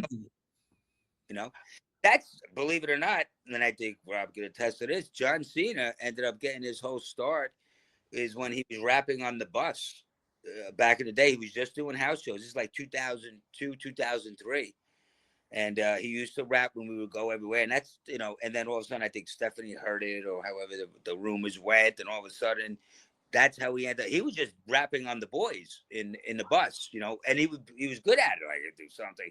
None of you, I'm not saying he did me, but just go down the line off the top of his head. Yeah. Awesome.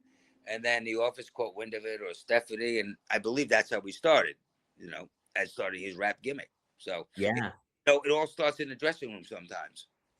That's awesome. Damn, that's great. Did you see the potential for Cena back then too, when you were riding with him and stuff? Did I what? Did you see like the potential in Cena, like for being a pretty big star, or is it kind of like just don't know at that point? I didn't know at that point. Yeah. Like when I started with him, actually, believe it or not, I think it was like 2002. I think he was just starting on TV doing the rap. He was really just starting. So God bless him. Nice guy. Love his father. Oh yeah. Dad manages me up in Boston every once in a while. Oh no shit! I didn't know that. Yes, his father, John Senior. Rob, his father. I never heard about his dad. Oh, you didn't? No. Really? Dad? He's a bigger character than John. Yeah. Did he do any? He didn't do anything before John, right? He was just famous as John's dad for a minute. That's it. Close to John.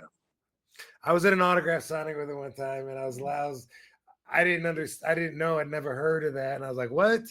John Cena's dad is signing?" And Oh, wow. he did something on TV where fans knew him for a minute. Yeah. Funny. Yeah. Bro, and he would wave. He would love talking to the people. He's a great guy. I love him. He does a lot of independence, and he just managed me. This promoter brought me in, and he managed me and Ray Jazz, my partner. It was about a year ago. So he does some stuff up in the Boston area where he lives. I think he just loves the business. That's he loves it. That's cool. Awesome. Hell Great. yeah. Man, yeah, Ray Jazz. Oh, go ahead. No, I was just, we're putting this documentary of Sabu together, and I heard that the footage where we're in Worcester, Massachusetts, I believe, this famous footage of Sabu cracking Sandman with a beer bottle, like running off a stage or something. But also it's where Sabu and I had a tag match.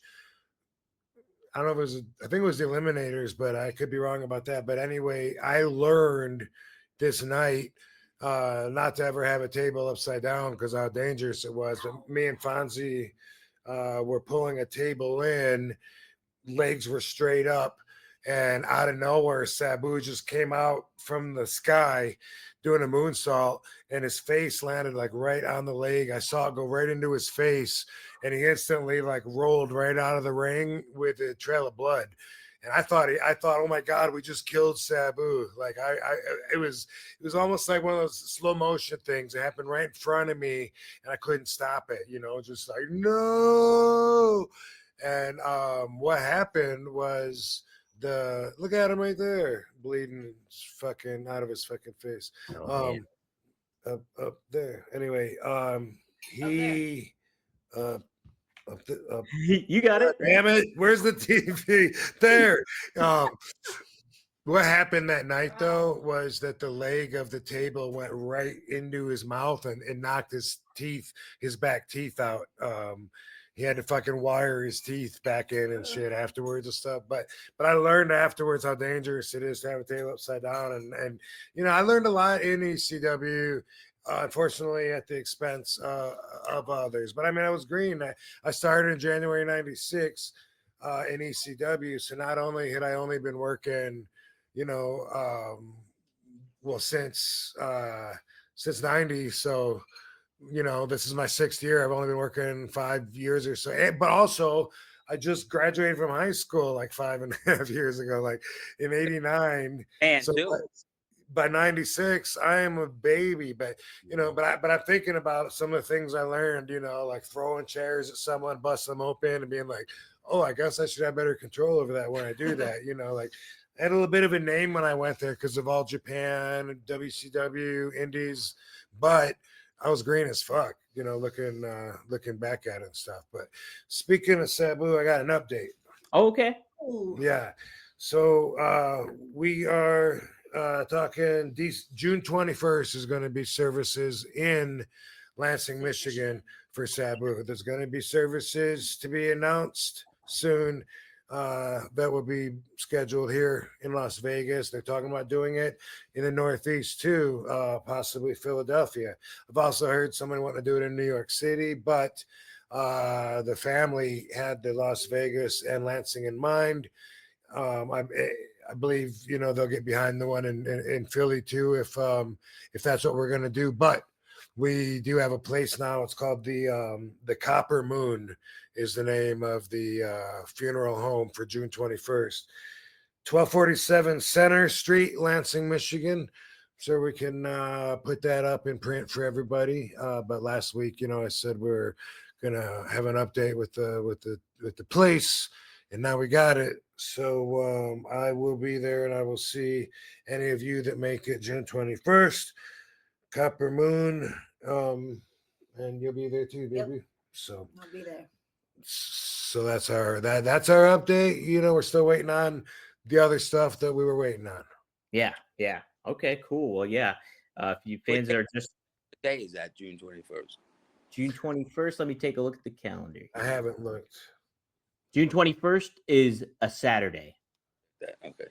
Saturday, yeah. So almost 2 weeks from now. Wow. Didn't I fly you to LA for Louis' funeral quiz? No, you did not. I did not. Okay. I thought I did. I remember offering. I was like so brokenhearted. I was trying to do whatever I could, telling anybody that wanted to go that couldn't make it, I'd pay for their flight. And like Louis was like the first person that was really close to me that passed away. And I was just so like, I tell you, I don't get shocked now, but I think I was shocked back then. It might have been one of the last times I was truly shocked, but I really didn't know that was an option. Like that's what we were looking at. as a possibility with our recreational choices. But I remember trying to get everybody there because it just felt like being around his family and other people that loved him was the thing to do to, to heal the void and just to even take proper action. But the reason I'm bringing up Louis also is a story that I don't think, I guess nobody else, there's no one else around to appreciate it, but this was an inside joke. When this was like 96, Louis was still around. And Louis said to Sabu, he said, if you come to my funeral, will you wear your wrestling gear? Oh my God. And Sabu was like, what? No, fuck you. I'm not coming to your funeral. You better not fucking die. He goes, no. But dude, if you do, like, if I die first and you come to my funeral, will you wear your wrestling gear? He's like, no, stop talking like that. He was like, dude, you got to. That would be so awesome. Oh my God. And so it became like like an inside joke, where Sabu told me the story in front of Louis, like he wants me to wear my wrestling outfit. He said if I come to his funeral, dude, you got to. He's like, quit talking like that. You're not going anywhere. So of course when Louis died, me and Sabu had to talk about that, the possibility of wearing his outfit. And now I'm just left alone thinking of doing that myself. Oh man. Yeah. Man. Yeah. Yeah. Jeez. Well, yeah. So, okay. So if fans weren't aware, family, friends, and fans are invited to Sabu services at in Lansing, Michigan. So, and that is June 21st at Copper Moon, 1247 Center Street. We'll be sure to include the info in the details of the podcast too. Cool. 1247. Is that what you said? 1247. Yeah. Cool. If I didn't say that. Yep. It's 3 p.m. By the 3 way. p.m. 3 p.m. is the time. All right. Cool. And that would be Central Time, right? I would imagine. Well, no, they're Eastern. Eastern. Okay. Oh, is it Eastern? Okay. Yes, cool. sir. Hey, yo. Just want to talk to you guys a little bit about our friends at Get Blitz. That's right. Get Blitz Lit Aid. Now, if you're not familiar with Get the Blitz Lit Aid, it is Delta 9, and it is a THC Get Lit Aid syrup that is nano-infused technology. It's created by Mickey Ray Sinatra and Courtney, but they ship all over. So it is legal in all 50 states. So that's the great thing, is anywhere you can get shipped to you anywhere in the United States. So my favorite is the Blue Raz, and it is very, very effective. All you need is just a little drop, and it'll get you going. It'll get you going. But they also have a new product too with our friends at Click This. That's right, Kevin Nash, Sean Oliver. They have a Get Lit Aid, 2 different types of Delta 9 THC beverages. Yes. And Kev's favorite is Kev's Key Lime Pie. So if you want to drink like Big Sexy, it's when legends collide. The flavor hits different. Introducing Kevin's Key Lime Pie, a laid-back citrus-infused collab between Get Blitz and the wrestling icon himself, Kevin Nash, co-host of the Click This podcast. That's right. Each can delivers a mellow and delicious 5 milligram dose of Delta 9 THC, nano-infused for fast-acting, smooth effects that roll in like Big Kev walking in the ring. Cool, confident, and controlled. With creamy lime pie flavor, notes, and a graham cracker finish, this isn't just a drink. It's a sweet escape in a can. Our proprietary name, nano-infused emulsification tech, breaks down THC into microscopic particles, allowing your body to absorb it faster and more efficiently in traditional cannabis beverage or syrups. That means quicker onset, a more consistent experience, and zero guesswork. Kev's Key Lime Pie is made with premium hemp derivative ingredients and is fully compliant under federal guidelines. No fluff, no filler, just smooth, reliable ride every time. Check it out. We also have Sean Oliver's favorite flavor as well, and that is what would probably be my favorite flavor too, the Blue Raz Lemonade. So check it out. Go to get-blitz.com and use our promo code RVD. That is promo code RVD to get 15% off your order. And hey, they ship everywhere. So shout out to Mickey Ray, shout out to Courtney, and go to get-blitz.com, promo code RVD. Yeah. All right. Hey, so we got a couple of Mafia questions. All right. Yeah. It is. Kyle asked you, Guido, if you have any La Costa Nostra antidotes without breaking a Martha, and Maddie follows up with Mafia stories, New York Mafia stories. Wait, say that again? Do you have any Mafia stories?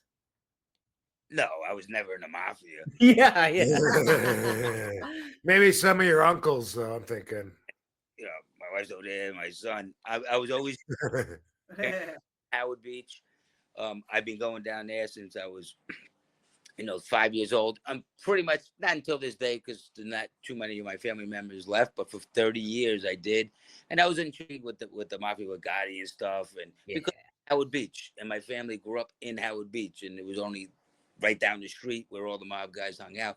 But I was never into it, but I was always intrigued by it. And to this day, I always look up stories online and certain things that happen in certain things in Queens and Howard Beach. But, I don't have any ties to the mob. I was never. Yeah. I have Howard Beach, and my family grew up there. Yeah, that makes sense. Well, how was it to? Let me ask you a question. Obviously, what's that? I'm sorry. Did you go to Skinny Joey Molino cheesesteaks? I haven't been there yet. No. That's a big Philadelphia. He was the John guy in Philadelphia. He's there all the time. I went. Yeah. I have been to that cheesesteak place when it was the old owner. Yeah, and Sabu took a picture with Skinny Joey Molino 2 weeks before he passed. Did he really? Did online? Look at it. Yeah, I never saw that. With Joey and Skinny Joey was there. Skinny Joey was there, took a picture with him, and that was a week before me, and I didn't get a picture with him, or 2 weeks before me. And Skinny Joey was there when I was there, but the line was big, the last shit going on. I didn't want to be there. I thought I saw something that he was there, but I mean that Sabu was there, but I didn't remember. I didn't know Skinny Joey was. That's amazing. He took a picture with him. Dig it out. You'll find it. All you gotta do is ask. They'll send it to you. It's out there. I saw it. He was in Philly. He was in Philly the night before he died. Was that a day he died? Was that it? Yeah. Well, I mean, he died technically Sunday morning, but it was so early. It's like late Saturday night, and he just came home from Philly where he was Friday. He did that podcast. It's the last footage that we have seeing him, talking and answering questions and shit. He went home, and his girlfriend said that he couldn't hear. He couldn't hear all night out of one ear. It was really weird. He wasn't feeling good, and he wanted to go to the hospital.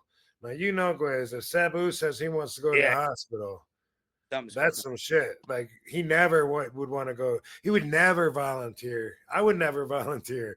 And I got that from him. He's way worse than me. And he was saying, I think I need to go to the hospital on Saturday night.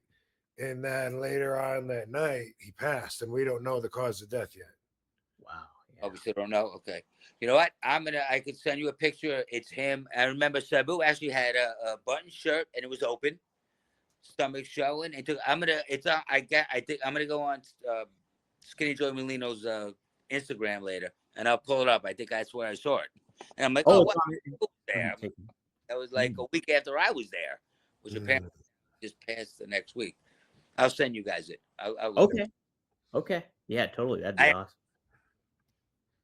I wish I would have known more about the Philly Mafia back when I spent so much time there. I was. Skinny Joey Molino back in '96, Rob, when we were wrestling there all the time, he was the fucking boss. He fucking ran Philadelphia. We didn't even know it. We were doing our fucking own world. We were running ECW Arena.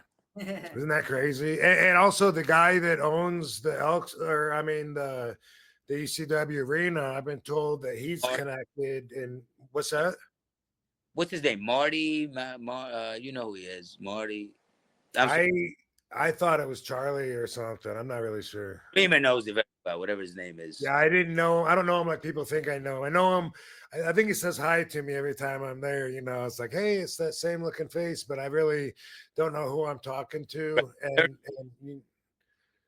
what's that? He owns it for like 40 years now. Yeah, I would. Yeah, I need to look into him. But I mean, I drove around, looked at the house where Chicken Man Philip tested, where they blew him up on his porch, and shit like that. Ron Provide and Stanford. all them guys, and of course Nicky Scarfo, which was the predecessor to Joey Merlino taking over. For him, Yeah. that guy. Yep. Okay. Meanie adds too that he went to Nicky Scarfo Jr., Mark Scarfo, and Phil Leonardi Jr. too. He went to Beanie grew up in fucking. What do you mean he went to him? Yeah, I'm not sure if that means he went to. Yeah, what Meanie, follow up if you. You know what? I remember Meanie telling me one time, and this was so long ago, but I was just starting to get into mafia stuff. Like it was starting to. I'd been bitten by the bug, and I remember Meanie telling me, if I'm not mistaken, that he went to school with the Castellanos. Tell me if I'm. Maybe that's what he meant. Yeah, is he went? Yeah. Went to grade school. Oh, grade school. Is that? Oh, okay. Oh, went to grade school. Wow, how about that? Dang, that's crazy. Castellanos, though, right? Meaning, because he said all those guys too. But... Kids, not him himself, because he goes 80. Yeah, Nicky Scarfo Jr., Mark Scarfo, and Phil Leonardi Jr. Yeah, is who he went to grade school with. How okay. about that? Wow, craziness. That's wild. Yeah, that's yeah. Like for me, like it's part of what's so fascinating about it is like that life is so much different than mine. That's hard to imagine growing up around that. Like, but for other people, it's normal. Yeah, that's how they grew up. A lot. Hang out, Rob. Remember, if you walk out the back gate of the ECW arena, you make a right, that first bar on the right, Anthony. Yep. All the guys back, that's closed down now. They're redoing it, but okay. Mafia guys back in the day, like Skinny Joe Merlino, that was like that little, not theirs only. They hung out all over the place, but that was one of their stops. Because I remember back in the 90s, we always, me, Tracy, Tommy, and 94 after the shows, because we were always on early. Shows going on, we would fucking get dressed. We're done. It's like one block. Right? Yeah. It's so close. It's one block. Yeah. Drinking bar and everything, but all the Philadelphia Mafia used to hang out there. That when we were there, I'm just saying, through the years. I'm not saying they hung out when we were there, but from talking to all the people, Skinny Joe, Melino, and those guys, I asked many a times, and talked about them. Even up to like 3 years ago, they finally just closed down last year. Wow, that's Right. wild. Yeah, I remember seeing a few bars by the ECW arena and stuff like that, visiting for MLW and everything, and different events that were going on down there at the ECW arena. What was I gonna? Oh yeah, Guido and Rob was there too. Speaking of Philadelphia and ECW arena, was when NXT came. Talk about your experience, like going into NXT, working with Tony D'Angelo and that whole kind of thing. That was kind of neat to see that all tie together. That how they did with all that stuff. Yeah, it was just fun being part of it. I was glad they had, a select few of us, that was there. And it was great being back there. It was a fun time. And I'm glad because they have their little fashion, which is like the everything, but not the FBI, whatever they do. But everybody's like, it's funny when I did that, everybody's like, how do you feel to be back at the arena? I'm like, dude, I wrestle here like fucking every 2 months. It's true too. I've been here for 30 years. And honestly, at one point, I was there like 4 times in a year. That's a lot. But it's basically every 3 months, 4 months, different promotions. So it wasn't like people were like, oh, how do you feel to be back? I'm like, oh, because MLW ran there. I did a bunch of shit for them there. TNA ran there. I did a bunch of shit for them. So like when I went back with WWE, I was just there maybe 2 months ago, 3 months ago for another group. So, I'm not discrediting it. It was great because it was WWE. Right. That's great. So, but to be people, how's it feel to be back in the arena? I never really left the arena. No. Even after that, even since then. Yeah. No, it's been a regular experience. Absolutely. Yeah, you mentioned Ray Jazz too. He is quite the talent, dude. Like seeing him wrestle, doing matches with MLW, and I think he did TNA too a little bit too, right? Or am I mistaken on that? But he's really good. Stuff with me and Zach Clayton. We did the FBI. We did a couple of shows. Right now, he's doing the New Japan Dojo. He's down in California. He did like a 2-month thing in there, and he's trying. He's a young guy, and he's a stud. I mean, he's ranked 6th in the country in amateur wrestling, but he's also a great professional wrestler. Like it's not like he's one dimensional. He could do that, but he also could work. So hopefully he gets an opportunity, one day with the big time, and Zach too. And we're having fun right now. Me, Zach Clayton, and Ray are doing the FBI. And Yeah, fun. it's pretty good to see. It's neat to see it. All different iterations of the FBI and stuff happening. I like it. It doesn't end. The new carnations keep coming out. Right? Yeah, it does. It keeps on going. It keeps on going. I like it. Jem the Don says, thanks for all the cool RVD guests and the memories, RVD fans. Thanks, Jem the Don. Appreciate it. Right on. And yeah, the OWA show that we had in Chicago, fans brought some gifts for RVD. I appreciate it. Here's one that made it home. A rubber chicken. It's With a chain. It's a chicken with a chain, and he's very emotional. I bet the dogs love that. Dogs go crazy with it, yeah. Yeah. So anyway, what's that? Somebody really gave you that? Somebody gave that to me, and man, I was in the mood when I was there, and I kept squeezing that, and I'm like, man, he gets me. Like I feel he gets you. we really bonded like during that night. Like, Right now, to have it on your show, I'm sure. Yeah, you're topping him big time now. Whoever gave you that. Oh, What's Daddy Oh, they're doing? loving it. what do you think? Maddie says Hulk Hogan was the head of the Philadelphia Mafia.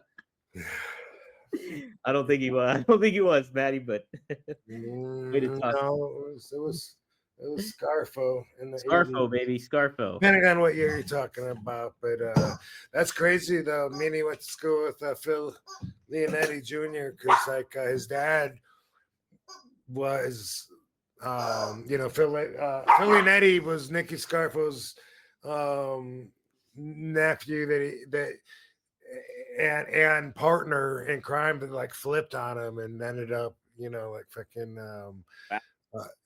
Yeah, you can see interviews of him like we're wearing wigs and stuff, trying to hide his identity for years ago when he flipped. But yeah, him and Scarfo did all kinds of everything together. He's murders, and then they flipped, and he's just like a sociopath. He's like I didn't.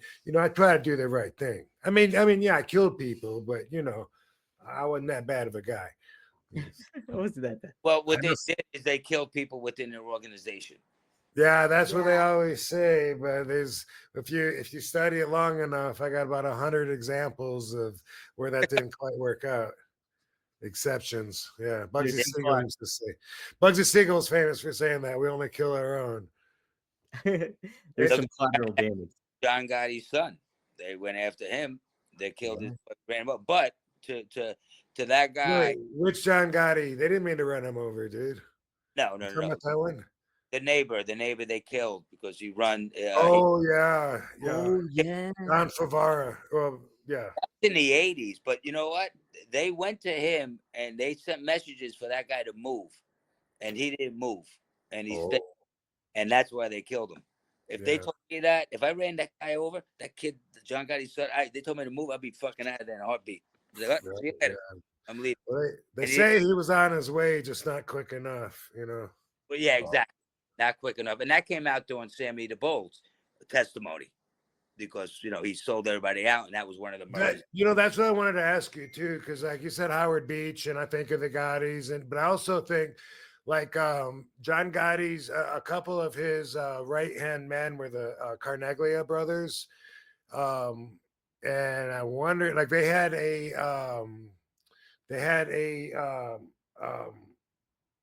junkyard, and then they had like barrels of acid, and they supposedly took that guy John Favara, the neighbor that accidentally hit the Gotti kid, and they supposedly dissolved his body in that acid. But I was just wondering if you knew where that was, because I think that's in Howard Beach too, but you don't know. John Carneglia and Charlie. I think it's Charlie, but yeah, you don't know. It's just a junkyard. No, I don't know. It's funny. Caruso ran a show about a year and a half ago in Howard Beach. And it's funny because I just, I put John Gotti's address in because I drive by, just to drive by his house. But Victoria still lives there. And I did. And I just to drive by and see the house, And the funny thing is they still have these old school cameras from like the 80s. Wow. Like that date, the house looks exactly the same. Wow. I mean, I just drove by and everything because I was wrestling right down the street, So we'll do it. John, you're talking about John Farrar because he was a neighbor I thought was connected right to the back of the house, and I was wondering where he lived, but I didn't know if I had it right because I didn't know exactly where he lived. Oh, okay. See where they spray painted on his garage and shit. Yeah. Wow, that's crazy. Yeah, so many. It's weird to think too, because like I lived in Philly for 5 years before moving to Pittsburgh, and like I was so unaware of like the mob scene that was all going around you. Right. Yeah, just crazy. It's wild to think about that stuff. Yeah. This episode is sponsored by Blue Chew. Let's talk about sex, guys. Remember the days when you were always ready to go? Now you can increase your performance and get the extra confidence in bed. Listen up, BlueChew.com. Blue Chew is a unique online service that delivers the same active ingredients as Viagra, Cialis, and Levitra, but in chewable tablets and at a fraction of the cost. You can take them anytime, day or night, so you can plan ahead or be ready whenever an opportunity arises.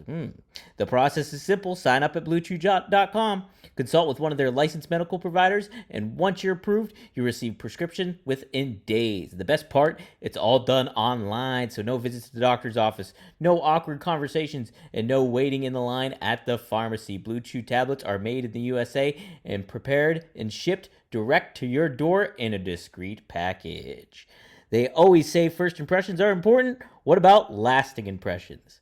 Blue Chew wants to help you have better sex. Discover your options at BlueChew.com. Chew it and do it. And we've got a special deal for our listeners. Try Blue Chew free when you use our promo code RVD at checkout. Just pay $5 shipping. That's BlueChew.com, promo code RVD to receive your first month free. Visit Blue Chew for more details and important safety information. And we, RVD and I, thank Blue Chew for sponsoring the podcast. It is. But Brian, Bill Blue Meanie says Phil Jr. disappeared from school when his dad flipped. Wow, how about that? So he was gone. Wow, he'd have to, I guess. Yeah. Jeez, that's crazy stuff. Maddie added, "Is that chicken named Vince Russo?" Maybe. I don't know. What's your name, yo? He hasn't told me yet, bro. That's shit yet. Well, Aquarium, we already Guido already talked about this. How he was training with Billy Robinson. So, pretty. He was pretty good teacher then, huh? Guido, pretty good. Definitely good teacher, but at the stage of the game when I met him, he was pretty much crippled with his knees and stuff. So it wasn't like I can get in there and spar with him. Mm-hmm. Like he would put me in holds and show me how to do moves with the rest of the guys. It wasn't like at that time that I met him, he wasn't able to wrestle with me. Yeah, sure. Mm-hmm. Knees were bad, but he could still teach submissions. This was his tail end because UWFI paid him to train people.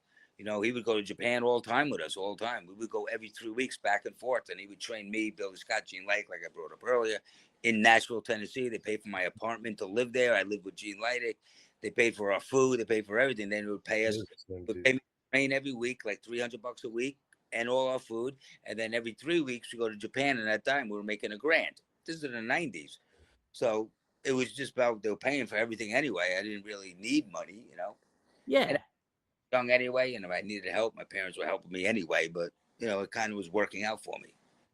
That's awesome. Yeah. And like to be so kind of young in the game of all that and getting all that kind of experience early on it's got to be beneficial, and it helped you ultimately build your well-rounded wrestling style kind of thing too. Yeah. It was weird though. And none of you guys Bill Robinson, but back in 95 when I met him, there was no internet and stuff. So I lived in New York. So I honestly did not realize who Billy Robinson was, only because I never saw the TV. Yeah. Come in my area. So I never knew who he was, because he never made it in WWE. And I'll tell you, he gave me great advice, Billy. He told me, and this is before I was even in ECW, it's the 90s. He told me, if you ever want to make money, he goes, don't be like me. Problem with Billy was he would not put people over. People were afraid of him. And if he didn't want to do the job, he wasn't going to do it. So now promoters are afraid to book him. They're not going to book this guy because we have no control over him. And nobody can fucking do anything about it. He'll just stretch you. So everybody was afraid of him. So it cost him work. You know, so I think he realized that later on in life. So like when I was training with him down there, you know, and this before ECW and all that stuff, I never knew if I would ever do anything in the business. But never forget him saying, and I didn't understand that time because I didn't know really who he was until later on in life. I'm like, wow, I didn't realize I was training with this fucking guy because there was no internet and stuff. But now I know who he was. But that is advice that he gave me. You know, he's like, do good business. He goes, you know, don't be like me, what he was telling me. And there's a difference of you not wanting to do the job and then getting forced to do it. But the problem with Billy was, if he got in the ring and didn't want to do it, there's nobody was going to challenge him. Yeah. Wow. Yeah, that's something to definitely consider for sure, right? Danny Hodge, unless you're one of them guys. Yeah. Oh, Danny Hodge, something like that for sure. God, I wrestled in Japan with him. Not wrestled with him, but he was there when I was there. Oh, no shit. Wow. Him, Danny Hodge, one of my first matches, and I have it on a VHS tape. I was like a protege of Billy Robinson, one of my first matches, because I trained with him in Tennessee, and that's what they brought me up as. And I was in Danny Hodge and Billy came to the show, and it was like an honor for me and everything. And that's when Danny Hodge was crushing the apples. Yeah, with the bare hand stuff. That's crazy. They always play the crickets too. That's wild. Cricket. Gene Leidick. I looked him up, and Gene Leidick is definitely the same dude that was Jeff Husker in South Atlantic, and he was like a Gary Albbright gimmick. He was an amateur wrestler, I think, from Nebraska. It Really? seems like, yeah, Nebraska. He's from Nebraska. That has to be him. That's where he's from. Yeah. And Gene Leidick got into it a couple times in Japan. Gary and Gene. Gary and Gene Leidick got into it a couple times in Japan. Small world. Okay, yeah. Well, the Jeff Husker name makes sense then because of the Huskies, the Nebraska. Right. Never heard. If you mention that name, I would never know who that is. Yeah. I was like when he went by in 92, 93.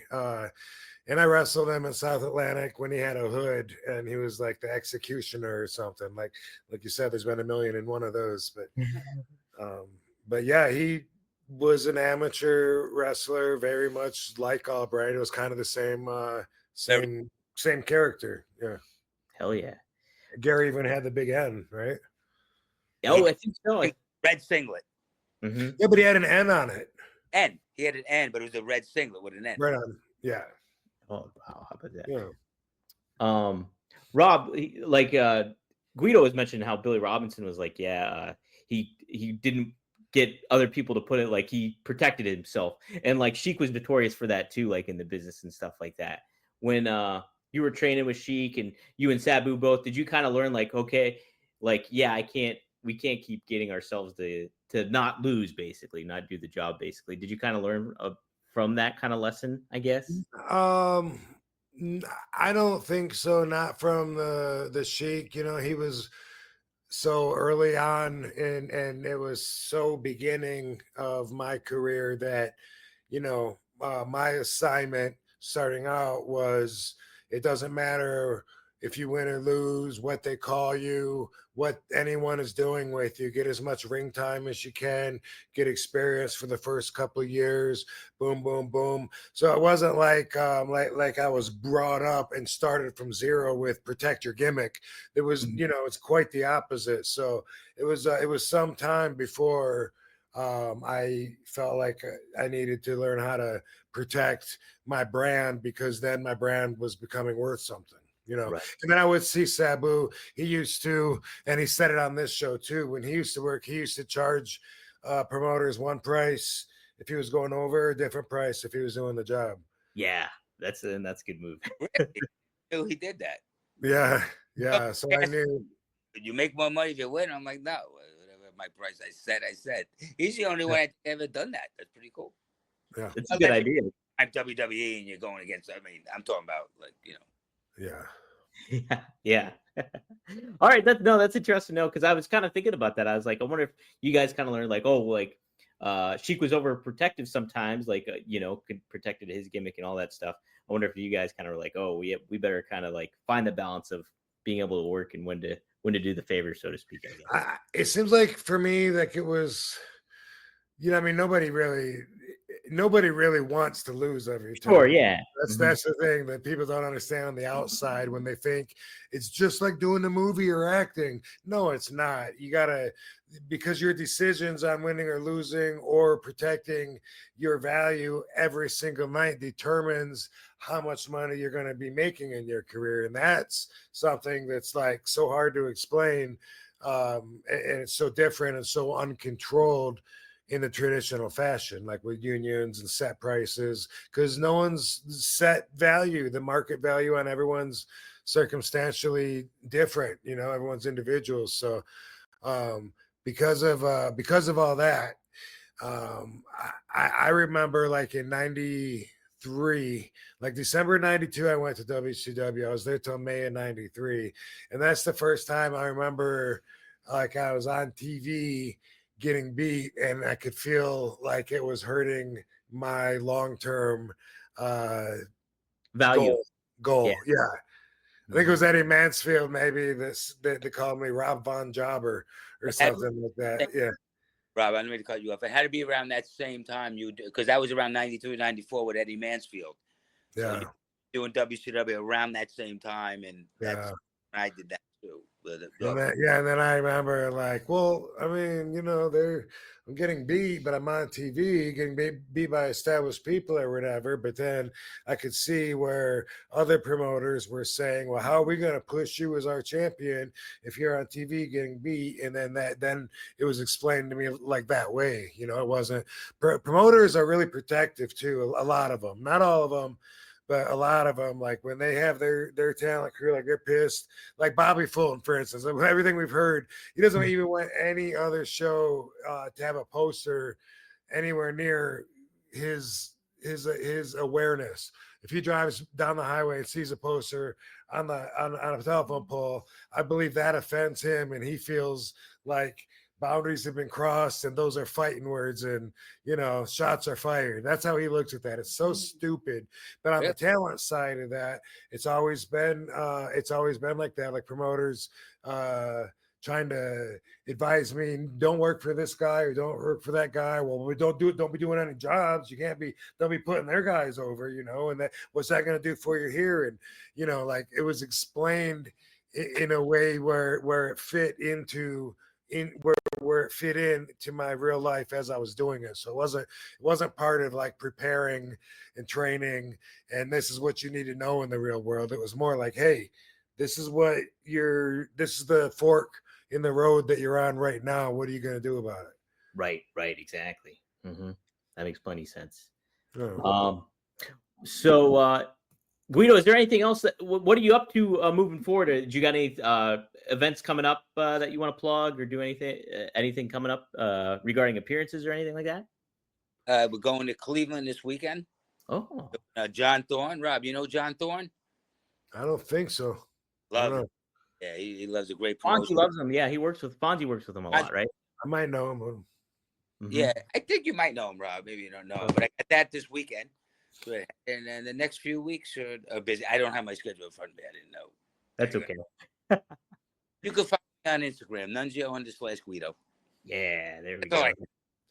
Well, so Guido, one of the fucking, I forget which way it goes. But. It's Nunzio_Guido. I just looked it up beforehand.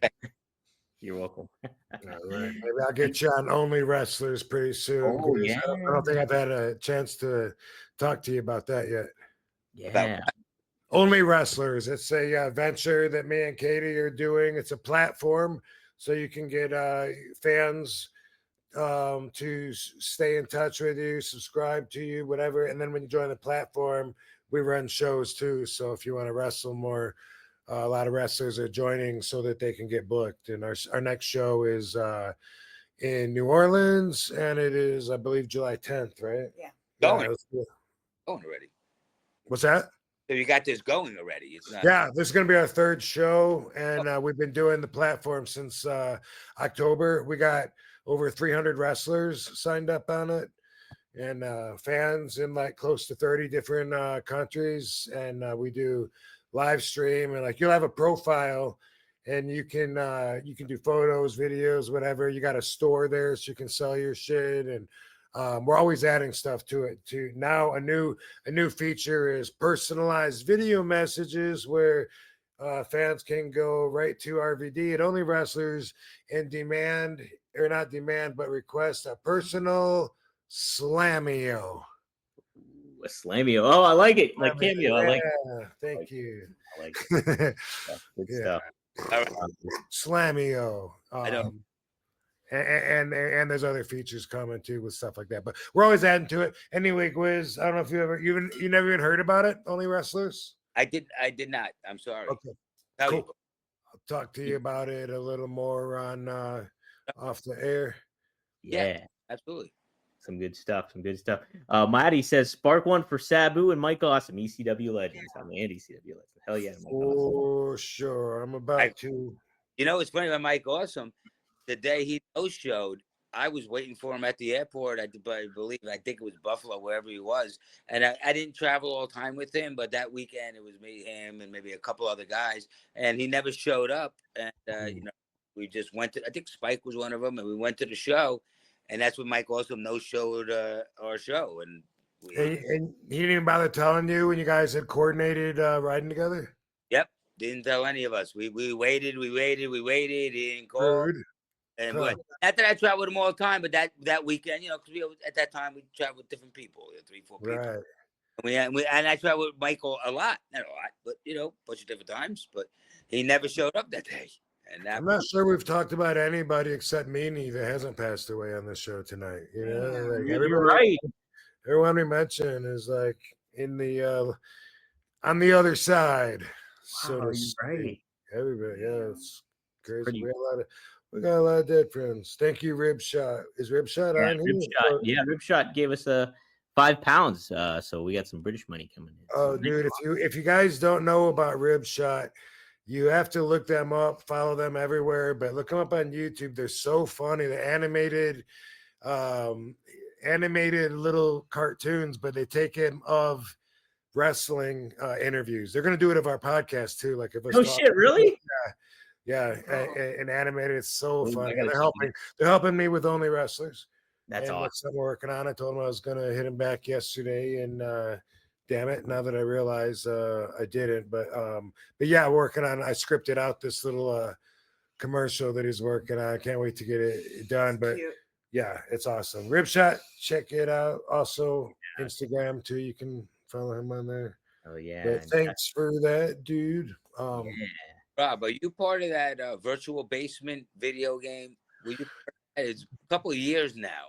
I know that's the motion capture that I was doing at Gino Caruso's school that I was telling you about with Devin Storm. That was that. Yeah. So yes.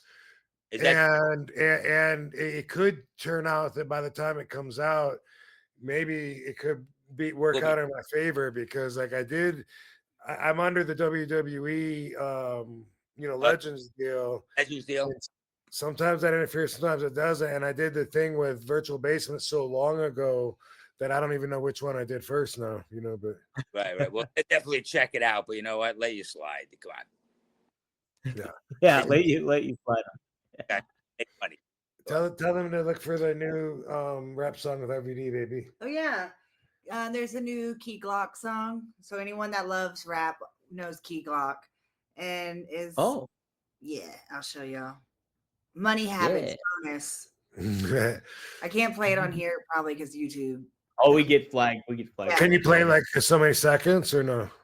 You can play like a couple, like it'll have to be like 4 seconds, I think. Without. Oh, okay, yeah. But someone sent that to me.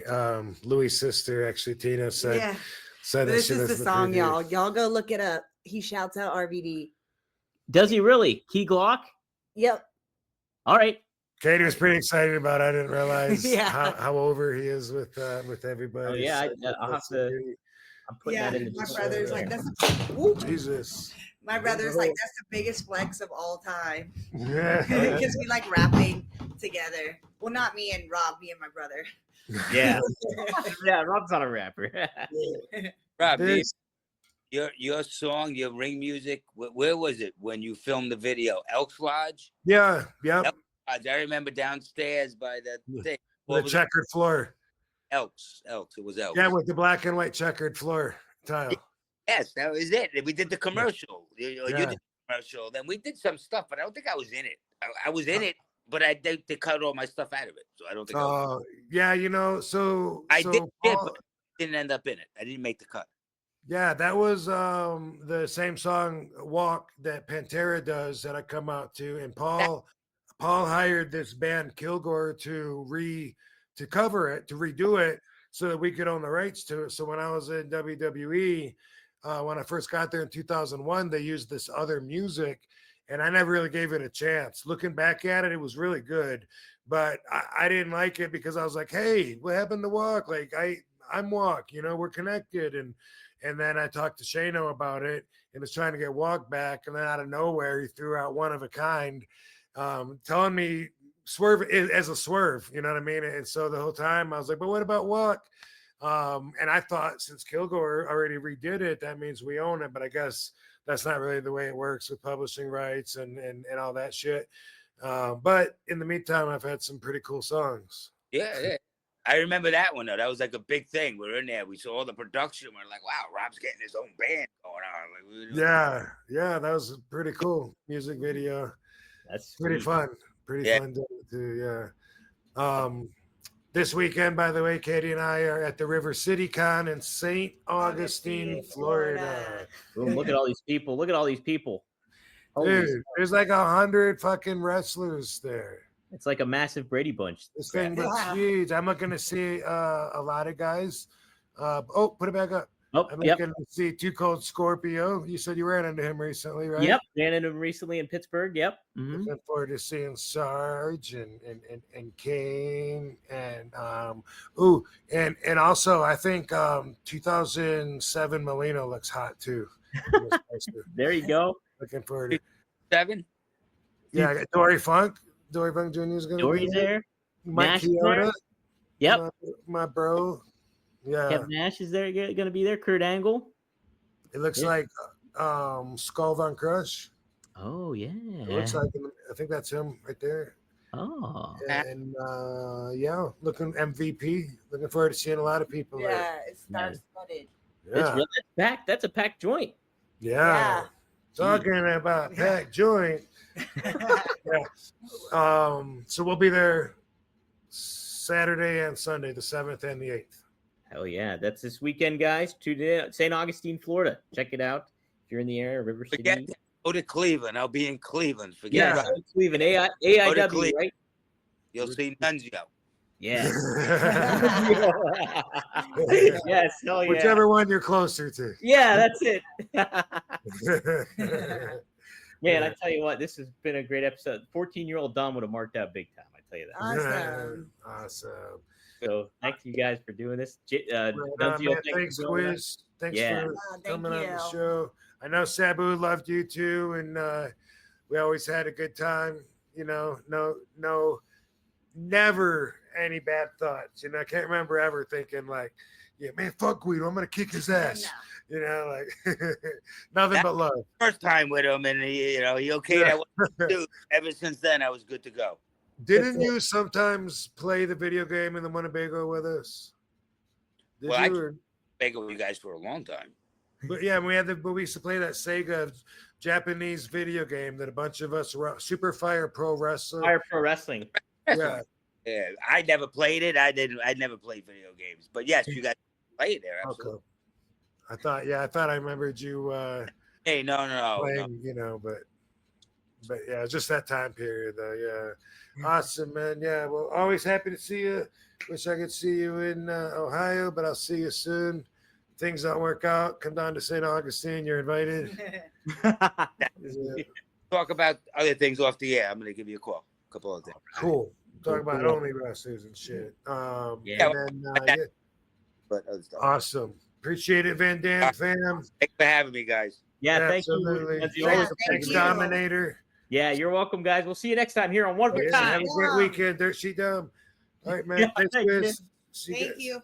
See you dudes next time. One of a Kind with RVD. Yeah.